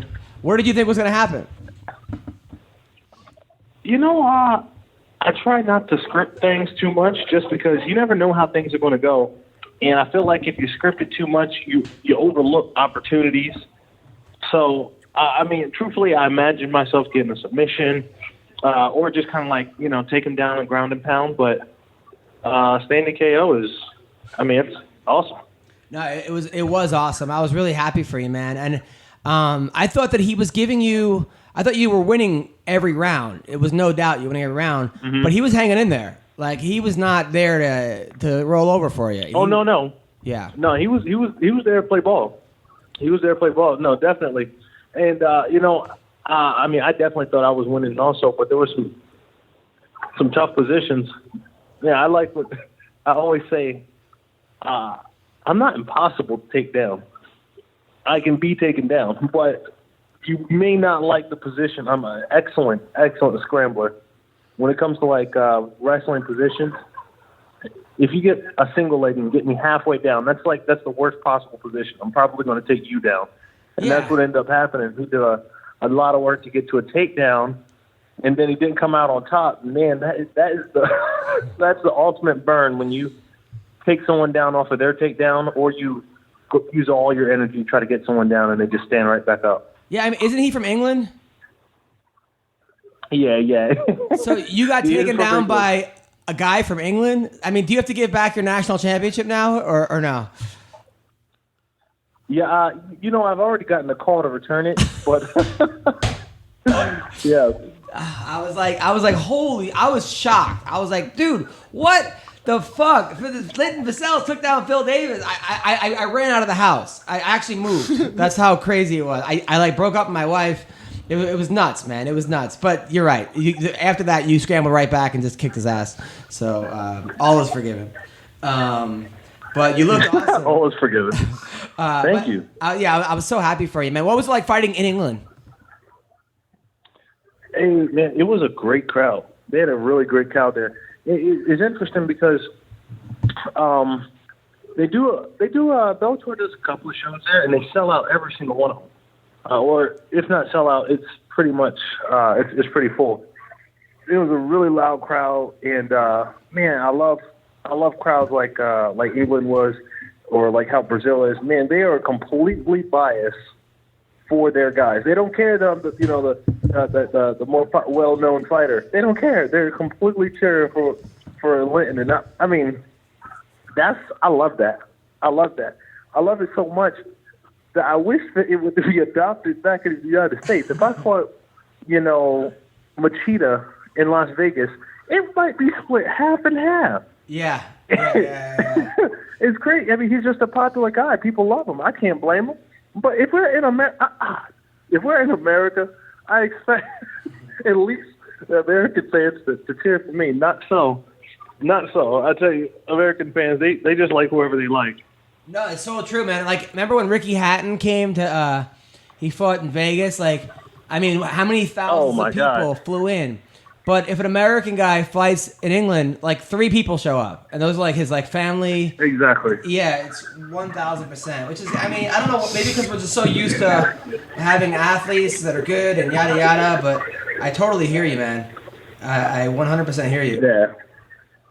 It's cool though. I mean, for me, it's the same whether it's a home crowd or a away crowd. I just love hearing the energy. Yeah, well, it was nice also because I honestly think that you're the most overlooked and underrated fighter in the world right now because your only losses are to Ryan Bader, which I thought you won both those fights. Anthony, I mean, your only true loss where I could be like, you lost, was Anthony Johnson. I can't think of a fight that you actually lost. I mean, can you? Well, I definitely lost against what's that boy's name? Sugar Rashad. He beat me up. Okay, right. He that beat one. me up. Back in the '84, Rashad Evans beat you. Yeah, but you know what? I have reached a spot. I had reached a spot in the game where I was a victim of my own success. I had won 5 fights in a row in 13 months. And I just went straight into a title eliminator, having only done the sport of MMA for 2 years. Yeah. So then you run into like a world-class hitter. And, I mean, I gave him my all. I didn't quit. I got beat up. I didn't get beat down like I've seen some other people. So, I look at it and say, it was a learning experience. But I'm pretty sure old Sugar knows he can't beat me up like that no more. That was them days are long gone, brother. Yeah, no. If you look at you look at your careers now, and I love Sugar Rashad Evans. We were just talking about how he's fighting Anthony Smith this week, and we're like, man, look at the Rashad Evans that beat you or beat Chuck Liddell or beat Forrest Griffin versus the Rashad Evans that lost to Sam Alvey and Dan Kelly. It's just like 2 different fighters, Oh yeah. Which is crazy. Now, it's just a long road, and people want you to be, at your peak right now. And the truth of the matter is, you're constantly working toward it. You know what I mean? Oh no, 100%. Now Bader's the champion right now. Who's Bader fighting? He just fought. Bader's fighting. He just fought King Mo, so he's fighting I think he's fighting Mitrione. Right. So, he knocked out Mo. So who's the 205 so now champion? He's fighting Mitrione. Who's the what? He fights Mitrione next. Who's the Bellator 205 champion? Ryan Bader. So he's not defending his title. Yeah, so he's not defending his title. So he's in the Grand Prix right now. He gets a bye right now. So shouldn't there's no interim. So then why wouldn't Phil be the champion? I don't know. I also question why Phil wasn't in the heavyweight Grand Prix. Yeah, why weren't you in the heavyweight Grand Prix, Phil? I don't know. They didn't ask, but I most likely would have said no anyway. Here's the thing. Well, heavyweight, I think heavyweights, they compete at a different speed, different strength. I think it's just a different. Each weight class has their own mechanics. They have their own moves that work. And when you get in there and you're undersized, man, you got to make up. You got to make up that size and power in a different way. And I'm not sure my style right now translates good to a good heavyweight game. And there's a lot of guys that will give some, have a fight or two at heavyweight, but cannot beat the top heavyweights. I just don't see value in beating up the lower level of heavyweights. I mean, I would, once I get to a point where I'm like, hey, I can contend with the best in the world at heavyweight, then I'll give it a go. But right now, I'm a perfect 205 and I need more size and more strength at heavyweight. Yeah, that's a good point. Because I mean, how much do you cut to get 205? What's that? How much do you cut to get to 205? At the most 20. Wow. Now, who do you think's gonna win? By the way, so let's talk about that heavyweight tournament. Chael versus Fedor. I would love for Chael to win, but I'm a little nervous. Who do you think wins this fight? Oh my gosh. There is no good reason why Chael should win, but that's exactly the reason why Chael is going to win. You understand? Yeah. That is the environment in which Chael thrives. Well, I don't know. He didn't. Reason. He didn't thrive against John Jones. He didn't thrive against Rashad Evans. He didn't thrive against Tito.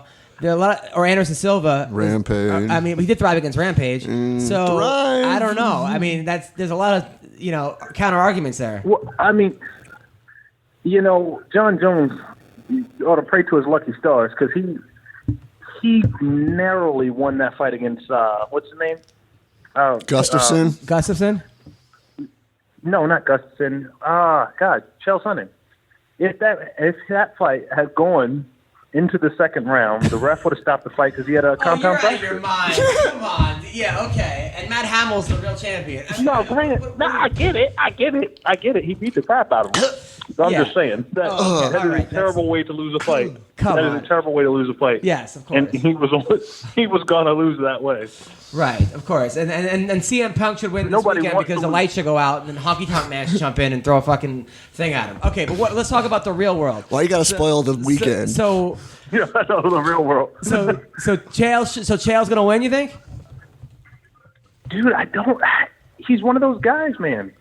As soon as you say he's not going to win, that's the fight that he wins. He hates he's Fedor, crazy. though. He hates he seems to hate these pride guys. He seems to do well against the Vanderlei Silvas, Fedors. It's like he has like a vendetta against pride. He's convinced all the guys Shogun from Pride Rampage were on steroids, and he's like on a personal Right. way to like, not like he wasn't on steroids, but he's on a personal. Speaking of which, steroids, different topic. So John Jones, right, was Colby Covington's roommate in college. According to Colby Covington, Really? yeah, when they used to beat up townies, they were best friends over at Iowa Central Community College or something. But then they stopped becoming friends because, according to Colby, John Jones became a roid head, moved to heavyweight, was hooked on steroids, and became a whole different person. And he actually named the guy that was dealing steroids to John Jones. If that is true, that changes my whole perspective on John Jones' entire career. Because for some reason, I'm giving him the benefit of the doubt that he took steroids because he needed boner pills or something, because cocaine makes your dick limp or something, and you need fucking boner pills to get it hard again. Do you think he was on roids this whole career? Now, I just want to say, when people ask questions like this, I have no way of knowing. I have absolutely no way of knowing. But you're in the locker room. And But you're in the locker room. Don't you see these guys injecting their asses and stuff with needles? No. Yes. No, I had to take my kids to dinner. I was supposed to be at home, ready. I was supposed to be at home, ready and waiting for you. Got it. And instead, I had to take the kids out. Got it. Anyway. So you don't know? Yeah, I don't know. Oh. It really, I mean, what can I say? Well, I mean, just, I would never say this guy was on steroids if he didn't test and pop. but have you ever trained with guys before and after they took steroids, and could you feel the difference? Oh, absolutely. I mean, steroids it's crazy. It's crazy how much it changes the feel of, of just regular practice. I mean, granted, there's a little bit of placebo even with steroids. Guys know their own juice, so they're like, they go extra hard and they feel extra strong, and they're just all around ridiculous. You know what I mean? Right. But truthfully, it's kind of like, I don't know. if you have to get off of it and then cycle down and then lose the weight, I don't know how much of the restraint you maintain. I don't know if it's worth it to jeopardize your health. No, and your long-term safety. I just don't see it. And I personally know a bunch of guys that did that, and it never seems to turn out well for them. Like during Right. their fights, you know, it always seems like yeah. And furthermore, I always feel like there are very few guys that take steroids and actually win. I feel like the guys that take steroids are your number twos, and not even number twos, number threes or fours, because you have to actually say, you know, I'm not going to win if I don't do something. And to have that thought and admit it to yourself, I don't know. I don't know how much of a winner you actually are. You're absolutely right, Phil. You're a motivational. He's speaker. inspirational. Absolutely.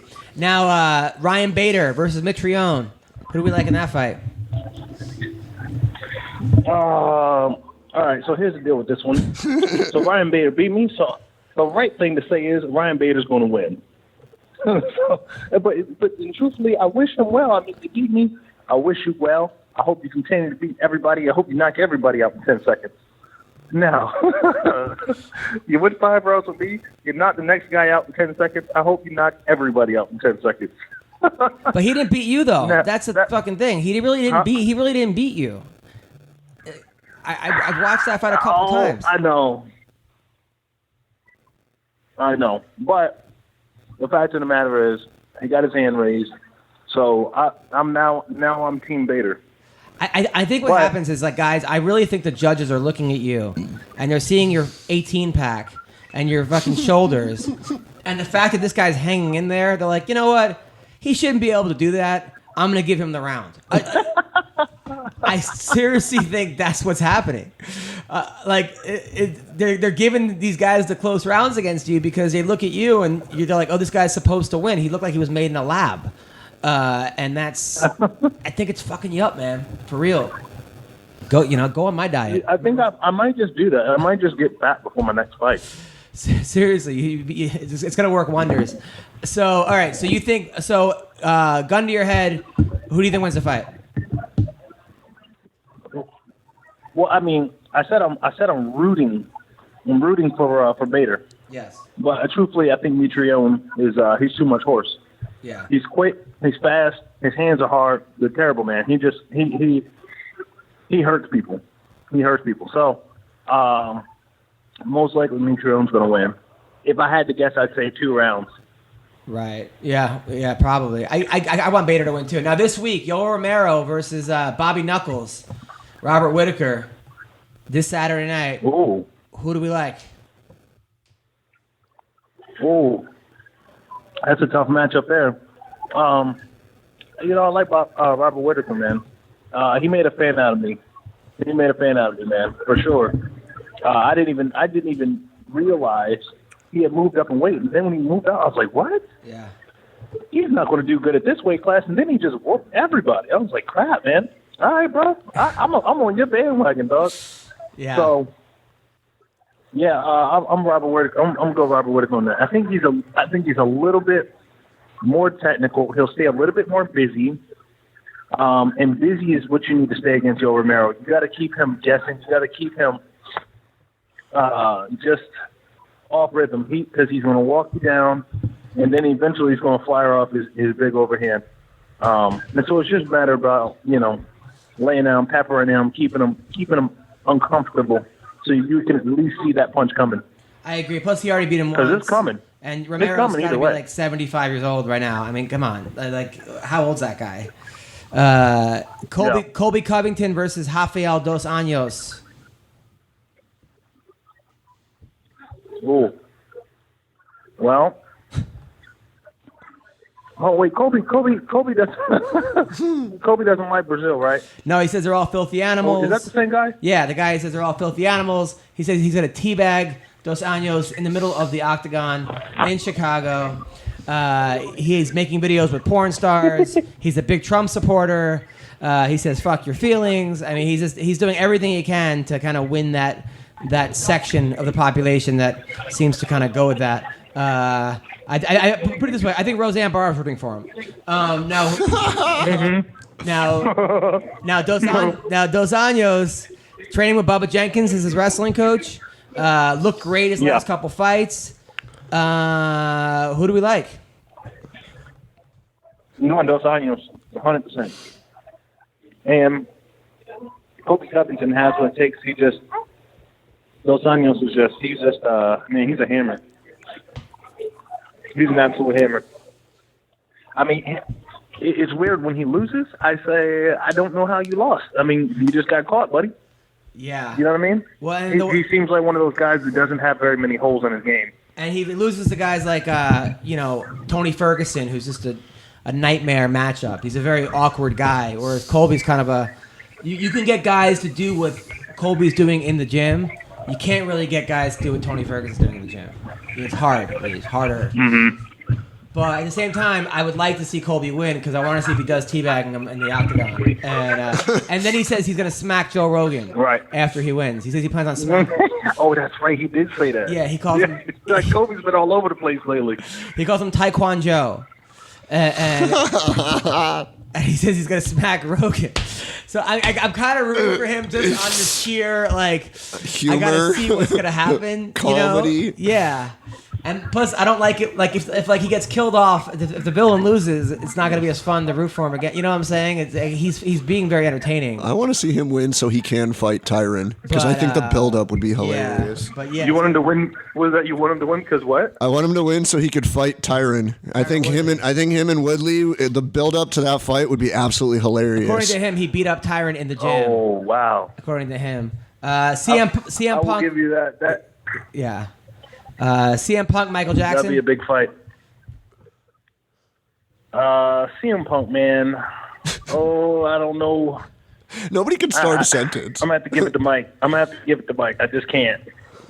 Yeah, I know. CM Punk's looking old too. I mean, he does not look good at all.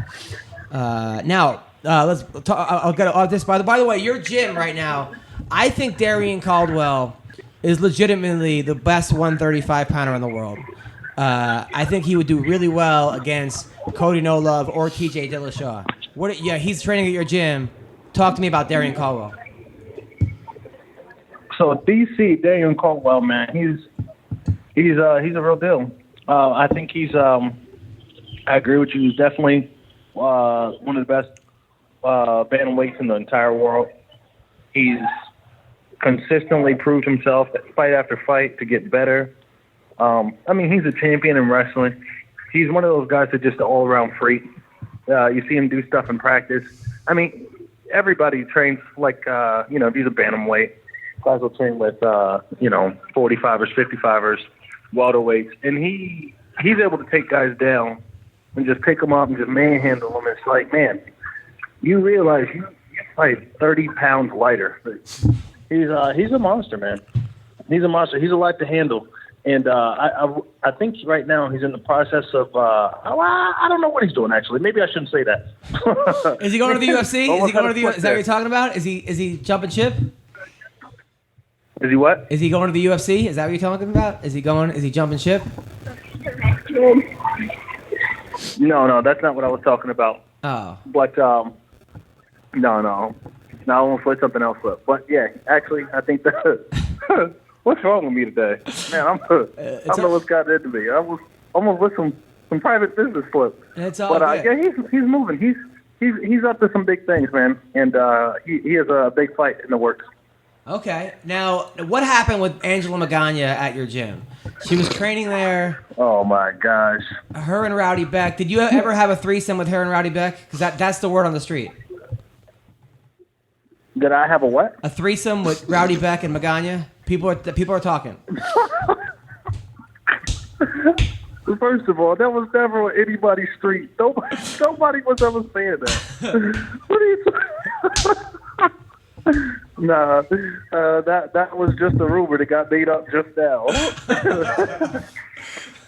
Okay. Now, you know what? It was weird. She was cool. I tell you what's interesting about her is like what you get on the internet from Magana is like it's interesting because it's not really what you get in person. She's a lot more tame and a lot more. She's just cool, respectful, nice girl. Yeah. And then I'm like, man, what are you doing? Why did you post that? Like, to me, they're two completely different people. Right. Like Angel Magana on the internet and Angel Magana in real life. But yeah, I don't know what happened to her, man.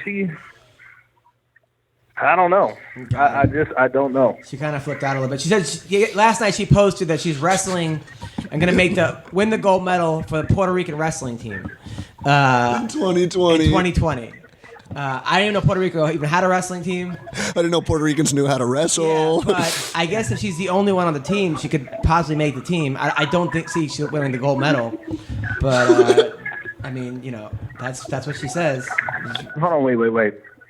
She's going to go to Puerto Rico, make the team, and then go to the Olympics in 2020? Yeah, and actually, no, she lives in Puerto Rico, and she's going to represent Puerto Rico in the Olympics, and she's going to win the gold medal in wrestling. That's her plan. God bless her. Yeah, that's I mean, that's what she says. I'm not sure it works like that, but I'll support you. Yeah, right, exactly. So, by the way, how are you doing? How's the girlfriend or the wife? How's the wife? Wife's good. Wife's really good. She's out. She's actually a couple months late. She's getting her Mother's Day treat right now. I sent her and my mother-in-law and my grandmother-in-law. Sent them up to the spa up in Temecula. Nice. So that's where they are. Nice. And the bomb of these kids got dropped on me. How many kids you got now? These babies. 2. Oh, there you go. I got one on the way. I got my baby's coming next 7 weeks. Nice. What are you gonna name them? It's a girl. Her name is Violet. I was gonna name it after the father, Phil Davis Jr. If it was a boy, but no, I'm kidding. But yeah, Violet Greenberg or Violet Hunter. She's. I'm excited. Nice. Any parenting advice? Oh, I mean, you don't want any of our advice. Practice your double legs. My kids over here doing lines of chocolate milk right now. That's awesome. Well, listen, Phil. It's one of those things, man. You just learn and do your best. Yeah, that's exactly what I want to do. Well, listen, Phil. You're a hero. You're a national champion. You're going to be the Bellator champion. Again. And thank you for taking the time to be on the podcast, brother. Absolutely. I appreciate you guys. Take care. Thanks, Phil. All right, that was Phil Davis. Nice guy. Super nice. I don't think he wants to go in, kind of, not exposed because everybody knows it, but I don't think he wants to really, discuss what really happened with Magana in that gym. What happened? Brandon Vera threw her out, calling her a worthless, trifling cunt. Yeah, but that's not saying what happened, though. All I know is Vera's like the head or starter of Alliance. He's not saying. I mean, calling someone. I think it had to do with the cyborg punch. Right. And how she handled it, and I guess some of the team wasn't. The cyborg, I think, had to take an anger management class and got fined like $300. She just finished her anger management, I think, last week. It was like $300. So people, for $300, you could punch Angela Magana, which is crazy. I don't mind Magana. She's a buddy of mine. I just think she's got to get her. I don't know. I think she's a really good troll. Like if you want to take an online course of how to troll, she is a good. Yeah, because if you go to her tweets, even the one last night or whatever, I'm going to be in the 2020 Olympics. You read the responses. You have 2 people that are like, cool, and then you have 9 that are like, you stupid fucking cunt, you don't do shit, you suck, and blah blah blah. Had actual Olympian girls been like, please do. Oh, the Olympian girl that said show up to our practice, that was hilarious. Yeah, exactly. By the way, so we got to talk about a guy that we're going to talk to in a second. Finally got a shot and got a win, albeit it was a very strange win. Yeah, Jose Torres, who it was getting handled. He was. That dude was looking really good against him. Jared Brooks is tough. Was he on the podcast? The Monkey God? Yeah, the Monkey God's on the podcast. He said he can go into any jiu-jitsu gym and tap out any black belt. Yeah, that's what he said. Yeah, he did say that. Just don't do slams. No, the Monkey God is very confident. I like the Monkey God. Yeah, he's good. I like him too, but he was looking great. That Edgar Maynard slam. Yeah, why? That extra jump, I think, is what killed him. Yeah, what was it? I think he was going from Sheamus's finisher from WWE because it looked like white noise. I like, those things that, You didn't see that coming. No, and we've seen that slam before with Edgar and Maynard. Yeah, and the guy slamming didn't get knocked out. But, didn't Edgar drop Maynard on his head with that one? But we got to talk about Shorty Torres. Hello? Hey, is this Jose Shorty Torres? What's up? What's up? You're on the MMA Roasted Podcast. Congrats on making the UFC. Congrats on your first win. I appreciate that, guys. Thank you. No problem, man. Now, are you living in California now? No, I'm still in Chicago, but I travel so much. I'm in Jersey right now. I'm going to Chicago tonight for UFC Chicago and spending time with my family. And then I'll be down in Houston, and I'll be down in American Top Team in Florida. So I'm everywhere, man. Because I thought you were training with TJ Dillashaw for a while in Orange County. Yes, I was helping him for the Lineker camp in Colorado. Then I was helping him for Cody Garbrandt in Anaheim, California. And then eventually he had his baby. I needed a new training camp because anytime he's not in the gym, everyone disappears. So I'm like, all right, cool, got to go somewhere else. Went to ATT, and I ended up falling in love with the place. So you're in Florida at American Top Team? Yeah. How's Colby Covington look? Dude, he's looking great, which is it's going to be an awesome fight. It's crazy how you look at the three fighters that fought Damian Maia, Usman, Woodley, and Colby. Colby ended up performing the best against Damian Maia and having the most dominant performance. No matter what you have to say about Colby because of his the way he promotes and all that stuff, the guy's done work, and I'm excited to see what he does against Dos Anjos. Now, at American Top Team, do Brazilian guys not train with him? Is there a divide? It's funny because the Brazilian guys kind of stay away. They go, we know it's publicity, but we're just going to step over here. So they try not to cross that line with him. Okay, so he's not training with any of the Brazilians over there. So who are his main? Not that I know of. Who are his main training partners? I know for sure Dustin Poirier, and there's a couple other guys I just don't know the exact names. And also Masvidal, right? Yeah, Masvidal helped him, Poirier, and there's a couple other guys I just sadly don't know the names. Yeah, those are good guys to train with.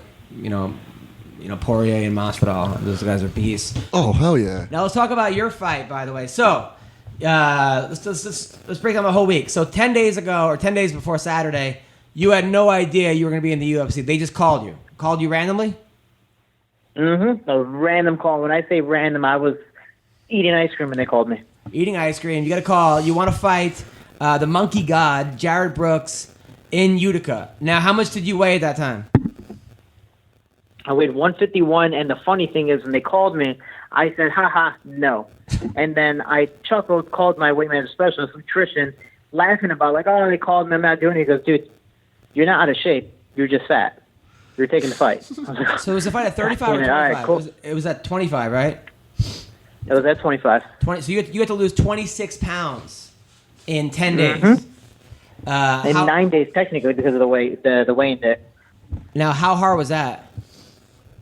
It was horrible. I mean, you see wrestlers do it, and sadly, I was that wrestler that cut weight very, very fast and all that stuff. But it was 9 days of 26 pounds. It was more mental than anything. I knew I had my team behind me. I knew I had nutrition, weight cutting protocol, and we were able to get it done. It just there were times where I was like, man, I just don't even want to do this anymore. Get me out of the hot tub. Get me out of the sauna. I'm quitting. But my team pushed me through, and they're the only reason I made it.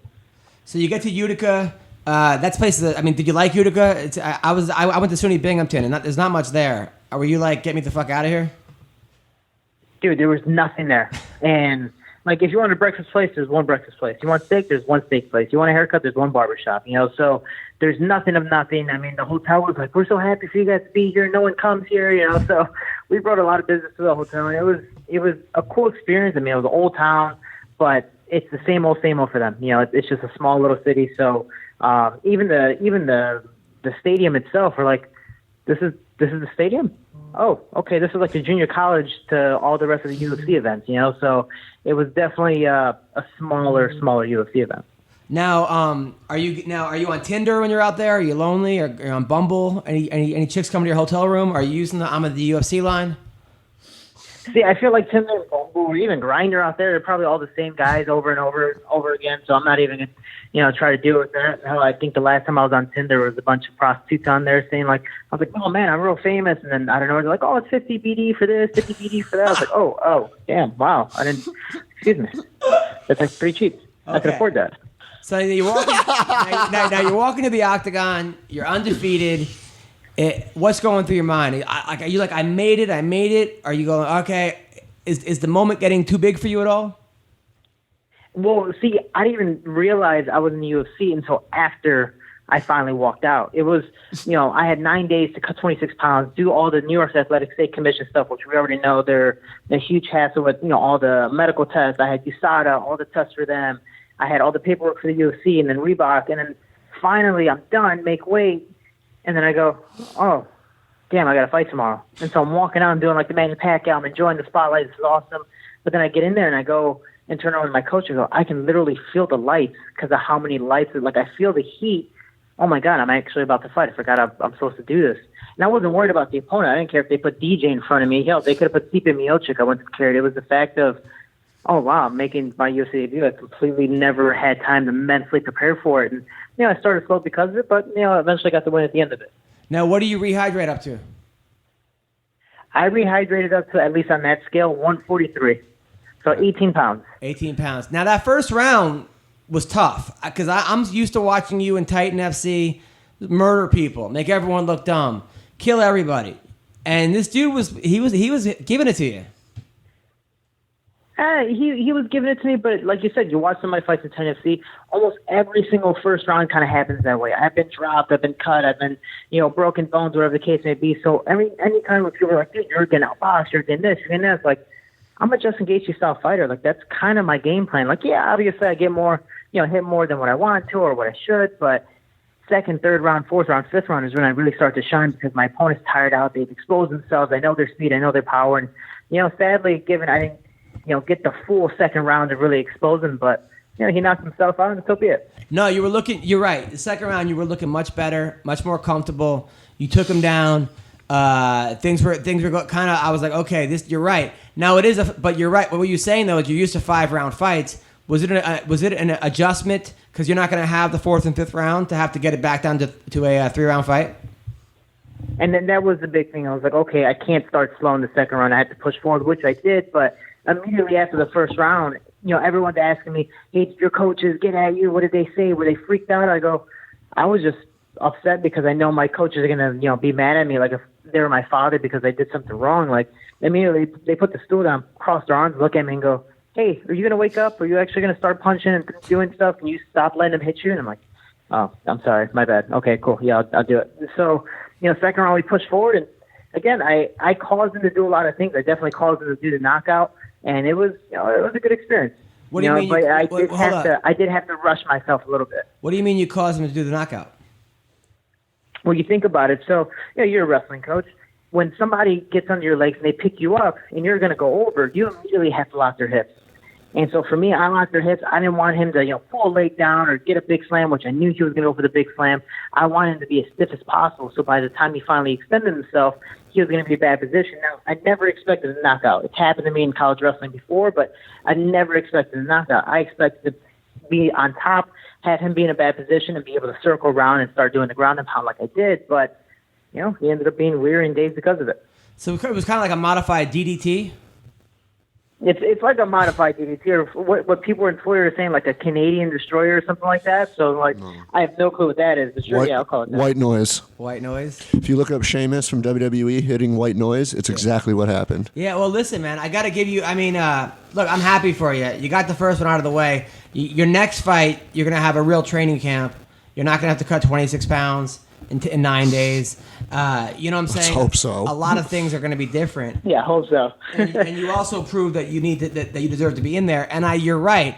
I have seen, 10 or 12 of your fights, and they always do that. You always start slow. A couple fights a little different, and then all of a sudden the second and third and the fourth and fifth, that you show why you're the champion you are.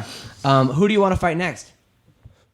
I think the biggest guy, I would love to fight Tim Elliott just because it makes a lot of sense. Him and I trained together.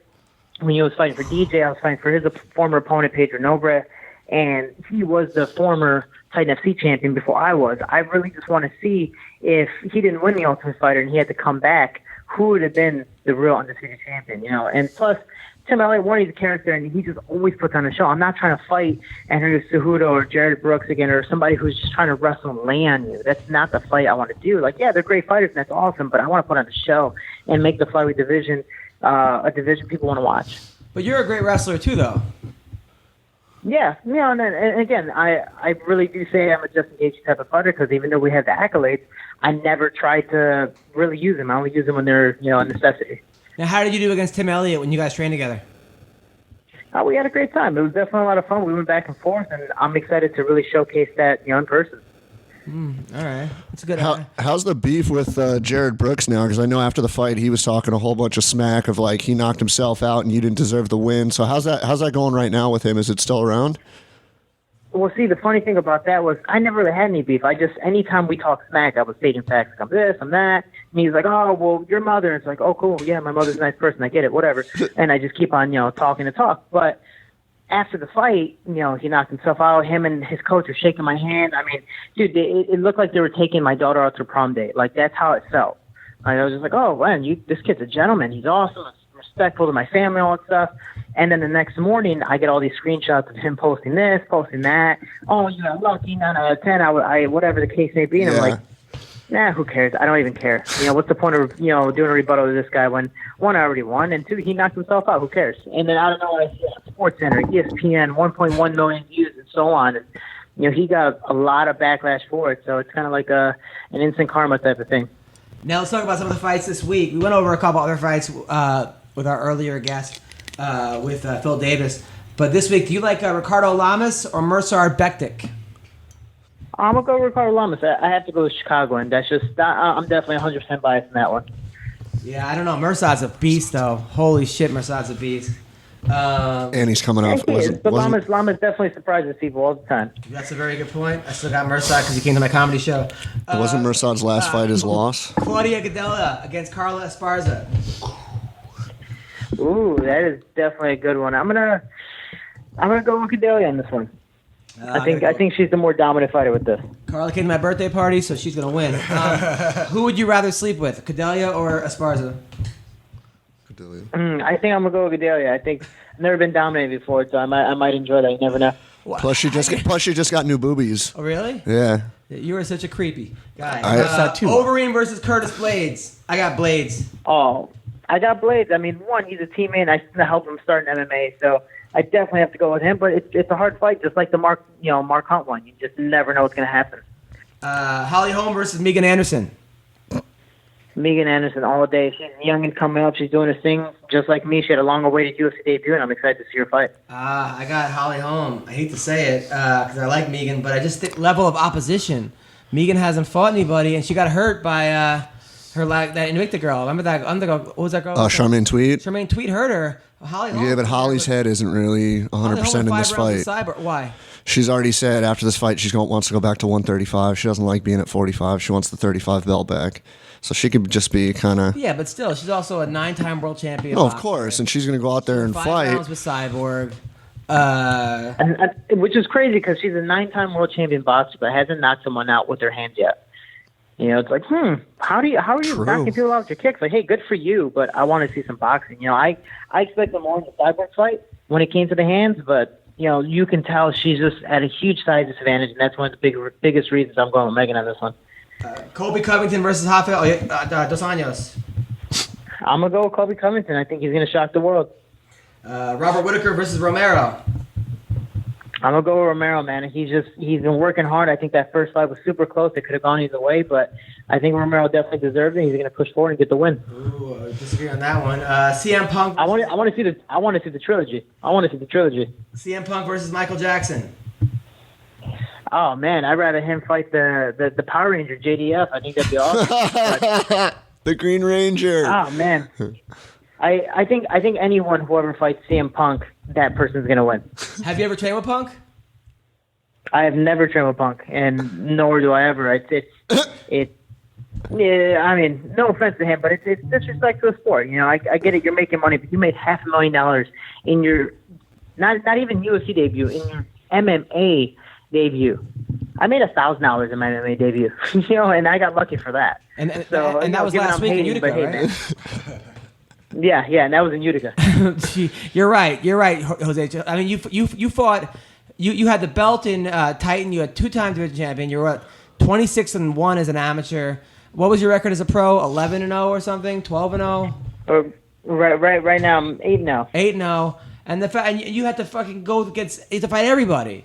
Whereas this guy, he fought the Killer Bees and they bring in like Razor Ramon. And they bring in Shorty on a short term, but they signed CM Punk, and he's been there 3 years now. Yeah, that's ridiculous. I get it, it's a business, but the business sold for $4.5 billion. They're not exactly hurting for money.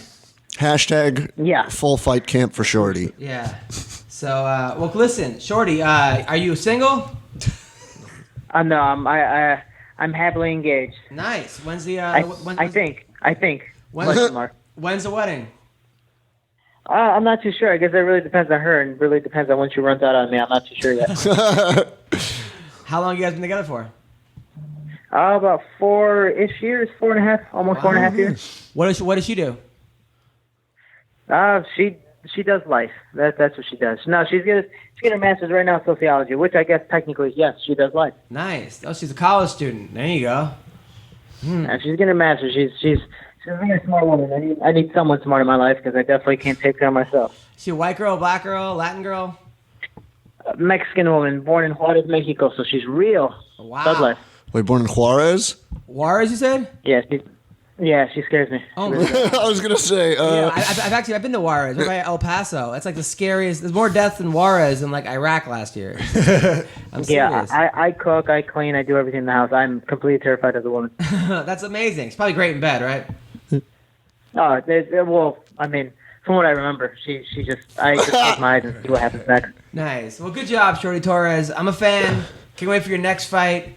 Hopefully, you'll get the you'll fight Tim Elliott. That'd be a hell of a fucking scrap. Thanks for being on the podcast, brother. I appreciate it, guys. Thank you for your time, and I can't wait till next time. Keep up the great work, man. All right, that was Jose Shorty Torres. I'm so glad we didn't have a presser with him.